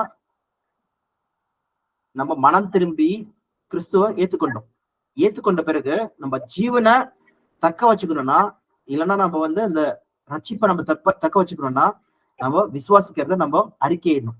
அதான் எல்லா இடத்துலயும் சொல்லப்பட்டிருக்கு. ஓகே, இயேசு கிறிஸ்து பரலோகத்துக்கு போறதுக்கு முன்னாடி என்ன பண்ணாரு? உலகமெங்கும் போய் சாட்சியா இருங்கள். ஓகே, என் நிமித்தமாவும் சுவிசேஷ நிமித்தமாவும் உங்களை துன்பப்படுத்துவாங்க, உங்களை தூசிப்பாங்க, ஆனால வந்து திடன் கொள்ளுங்கள், பரலோக ராஜ்யத்தில் உங்களுக்கு பலன் மிகுதியா இருக்கு. இயேசு கிறிஸ்து வந்தவன 72 பேர் என்ன பண்றாரு? 2 பேரா அனுப்புறாரு. எல்லாரும் என்ன பண்ணுங்க? சுவிசேஷ அறிவிங்க. இயேசு கிறிஸ்து வந்ததுக்கான நோக்கம் ராஜ்யம் வரப்போது சொல்லுங்க. சோ இப்படி செய்யறதுனால்தான் நம்ம ஜீவனை அடைகிறோமா. அப்ப என்ன விசுவாசிக்கிறோமோ அந்த விசுவாசத்தை அறிக்கையிடணும். அதுதான் நம்மளுக்கு வந்து ரட்சிப்பை கொண்டு வரதா இருக்கு. அதுதான் நம்மளுக்கு வந்து ஜீவனை தரதா இருக்கு சொல்லி பார்க்கிறோம். ஜீவன் இயேசு கிறிஸ்து ஏற்கனவே கொடுத்துட்டாரு, தக்க வச்சுக்கிறதா இருக்கு. ஓகே, நம்ம சஸ்டெயின் பண்றதா இருக்கு. நம்ம வந்து திருப்பியும் மாம்சத்தின் கிரியையாகிய நியாயப்பிரமாணத்தின் கட்டளைகளாகிய அந்த பாவம் செய்யக்கூடாது, பரிசுத்தமா வாழணும், பரிசுத்தமா இது பண்ணணும் சொல்றதெல்லாம் அந்த மாதிரி நம்ம வந்து உலகத்தின் பாவத்துல இருந்து நம்ம விலகணும் சொல்ற அந்த நோக்கத்தோட நம்ம வந்து ஓட்டத்தை ஓடணும்னா நம்ம என்ன பண்ணல? அந்த ஜீவனுக்கேற்ற ஓட்டத்தை நம்ம ஓடல சொல்லி பார்க்கிறோம். ஓகே, இதுவும் செய்யணும், அதுவும் விடாத இருக்கணும். பாத்தீங்கன்னா இது வந்து என்ன பண்ணக்கூடாது? விசுவாச கிரியை செய்யணும். இதையும் என்ன பண்ணும்? நம்ம பூமிக்குரிய காரியங்கள்ல இருந்து நம்ம விளக்கணும். அது நம்ம வந்து செய்யக்கூடாது நினைச்சோன்னா என்ன பண்ணுவோம்? ஆட்டோமேட்டிக்கா செஞ்சிருவோம். ஓகே, அதை நான் பண்ண மாட்டேன் பண்ணக்கூடாது சொல்லி சொன்னா நீங்க அந்த டைம் வந்து என்ன பண்ணுங்க? தேவனுடைய காரியங்களுக்கு, ஓகே, சுவிசேஷத்துக்கு, ஓகே, ஃப்ரீயா இருக்கிற டைம்ல நிறைய டைம் வந்து தேவனுடைய வேலைக்கு நீங்க யூஸ் பண்ணும்போது ஆட்டோமேட்டிக்கா இந்த காரியங்கள் என்ன ஆயிடும்? ஒரு டைம்ல ஃபுல்லா மறந்துடும். ஓகே, அதை விட்டுட்டு நம்ம தேவனுக்கு ஏற்ற ஊழியங்கள் நம்ம இன்னும் அதிகமா வந்து ஈடுபட ஆரம்பிச்சிடும். இன்னும் பரிசுத்தமான மக்களை நம்ம வந்து தேவனுடைய கிரியை செய்யறதுனால மாறுவோம் சொல்லி பார்க்கணும். இதை பத்தி நம்ம இன்னும் டீட்டெயிலா தர்ஸ்டே நம்ம பார்க்கலாம். ஓகே, இந்த கேள்விகள் இருக்கு இப்போ? ஓகேப்பா. சாமுவேல் இல்ல. ஓகே, இப்போ புரியுதுல? நீங்க நம்ம அந்த கலாத்தியர்லாம் இன்னும் டீப்பா பார்க்கணும். ஓகேவா? பாத்தீங்கன்னா அவங்க செஞ்ச ப்ராப்ளம் என்னாச்சு சொல்லி நமக்கு தெரியும். அது நீங்க ஒரு வாட்டி நீங்க இந்த நாளைக்கு ஒரு ஃப்ரீ டைம் இருக்குல்ல, அதனால கலாத்தியர் 1, 2, 3, 4 அந்த அதிகாரத்தை மட்டும் படிச்சிருங்க. ஓகே, அவங்க என்ன நடந்தது, இந்த ப்ராப்ளம் என்ன நடந்தது சொல்லி பாத்துக்கோங்க. ஓகே, ஓகேப்பா, ப்ரே பண்ணி முடிச்சிடலாம். இறுதி ஜெபமாக நம்ம மத்தியில் இருக்கும் ஆனந்தி ஜெபம் பண்ணுங்க. ஆனந்தி. Okay sir. எங்களை நேசிக்கும் பரலோக தகப்பனே, எங்கள் யாவே தேவனே, எங்க அலுவலகத்திற்குமாக நேசிக்கிறவரே, அவை நம்ம நன்றியோடு துதிக்கிறோம் அப்பா. இந்த வேலையிலுமாக கூட அமேனப்பா நாங்கள் அநேக காரியங்களை பார்த்தும் நியாயப்பிரமாணம் எதை கொண்டு சேர்த்தது என்று நாங்கள் பார்த்தோம் அப்பா. அமீனப்பா நாங்கள் எதை விசுவாசிக்க வேண்டும் என்று பார்த்தோம். அமீனப்பா கிறிஸ்துவின் விசுவாசத்தின் மூலமாக அமீனப்பா நித்திய ஜீவன் என்று ஒரே பாதையை நாங்கள் அடைகிறோம் என்று பார்க்கிறோம் அப்பா. அதே போல அநேக காரியங்களை நாங்கள் கற்றுக்கொள்ள நீங்க உதவி பண்ணுங்க ராஜா. அமீனப்பா நியாயப்பிரமாணங்கள் மூலமாக என்ன எது பாவம் என்று நாங்கள் அறிந்தோம். அதே போல நீதி எதுனால நாங்கள் அடைகிறோம் என்று நாங்கள் பார்த்தோம். அப்பா கிறிஸ்துவின் ரத்தத்தின் மூலமாக நாங்கள் நீதி நிலையில் அடைகிறோம் என்று நாங்கள் பார்த்தோம் அப்பா. அப்பா இதே போல அநேக கிளாஸ்களை நாங்கள் பார்த்து அநேக வசனங்களையும் பார்த்து நாங்க என்னென்ன கற்றுக்கொள்ள வேண்டுமோ அது எல்லாமே கற்றுக்கொள்ள நீங்க உதவி பண்ணுங்கப்பா. எங்க கூட இருங்க, பலப்படுத்தி கொடுங்க. அப்பா கிளாஸ் கவனிக்கிறவங்களே நாங்க அவங்களுக்காக ஜெபிக்கிறோம். அப்பா அவங்க கூட இருங்க, அவங்களுக்கு நல்ல புரிதலை கொடுங்க, நல்ல ஞானத்தை கொடுங்க. அப்பா அவங்க செவிகள் திறந்து இன்னும் அநேக வார்த்தைக்கு செவி கொடுத்து அவங்க கேட்க நீங்க உதவி பண்ணுங்க. அது உங்களுடைய பாதையில் அவங்களை வழி நடத்துங்க, பலப்படுத்தி ஆசீர்வதித்துக் கொள்ளுங்கப்பா. அமீனப்பா இதை நடத்துகிற அமீனப்பா நக்திக்காக ஜெபிக்கிறோம். அமீனப்பா அவங்க கூடயும் இருங்க. அமீனப்பா அவங்களுக்கு இன்னும் அநேக ஞானத்தையும் நீங்க கட்டளை இருங்கப்பா. அமீனப்பா அவங்க எங்களுக்கு சொல்லிக்கிறதுக்கான அமீனப்பா இன்னும் அநேக காரியங்களே அவங்களுக்கு எடுத்து வைங்க. அமீனப்பா உங்களுக்கு வெளிக்காட்டுங்க, அவங்க எங்களுக்கு சொல்லித்தர நீங்க உதவி பண்ணுங்க. இது யாவையும் மூலமாக கெஞ்சி கேட்கிறோம் நல்ல பிதாவே, ஆமீன். என் ஆத்மாவே கர்த்தரை ஸ்தோத்திரி, என் முழு உலகமே பரிசுத்த நாமத்தை ஸ்தோத்திரி. என் ஆத்மாவே கர்த்தரை ஸ்தோத்திரி, கர்த்தர் செய்த சகல உபகாரங்களுக்கும் amen. Praise Lord, praise Lord. Praise Lord. Okay, முந்தின வீடியோஸ்ல பாருங்கப்பா சிங்கராஜ், 2 வீடியோ. ஓகே, நான் ஒரு வீடியோ பார்த்தேன், நேத்துக்குள்ளது பார்க்கல நான். சரிப்பா, ஓகே ஓகே. பார்க்கலாம். Bye Okay. Bye. Thanks. Bye. Thank you.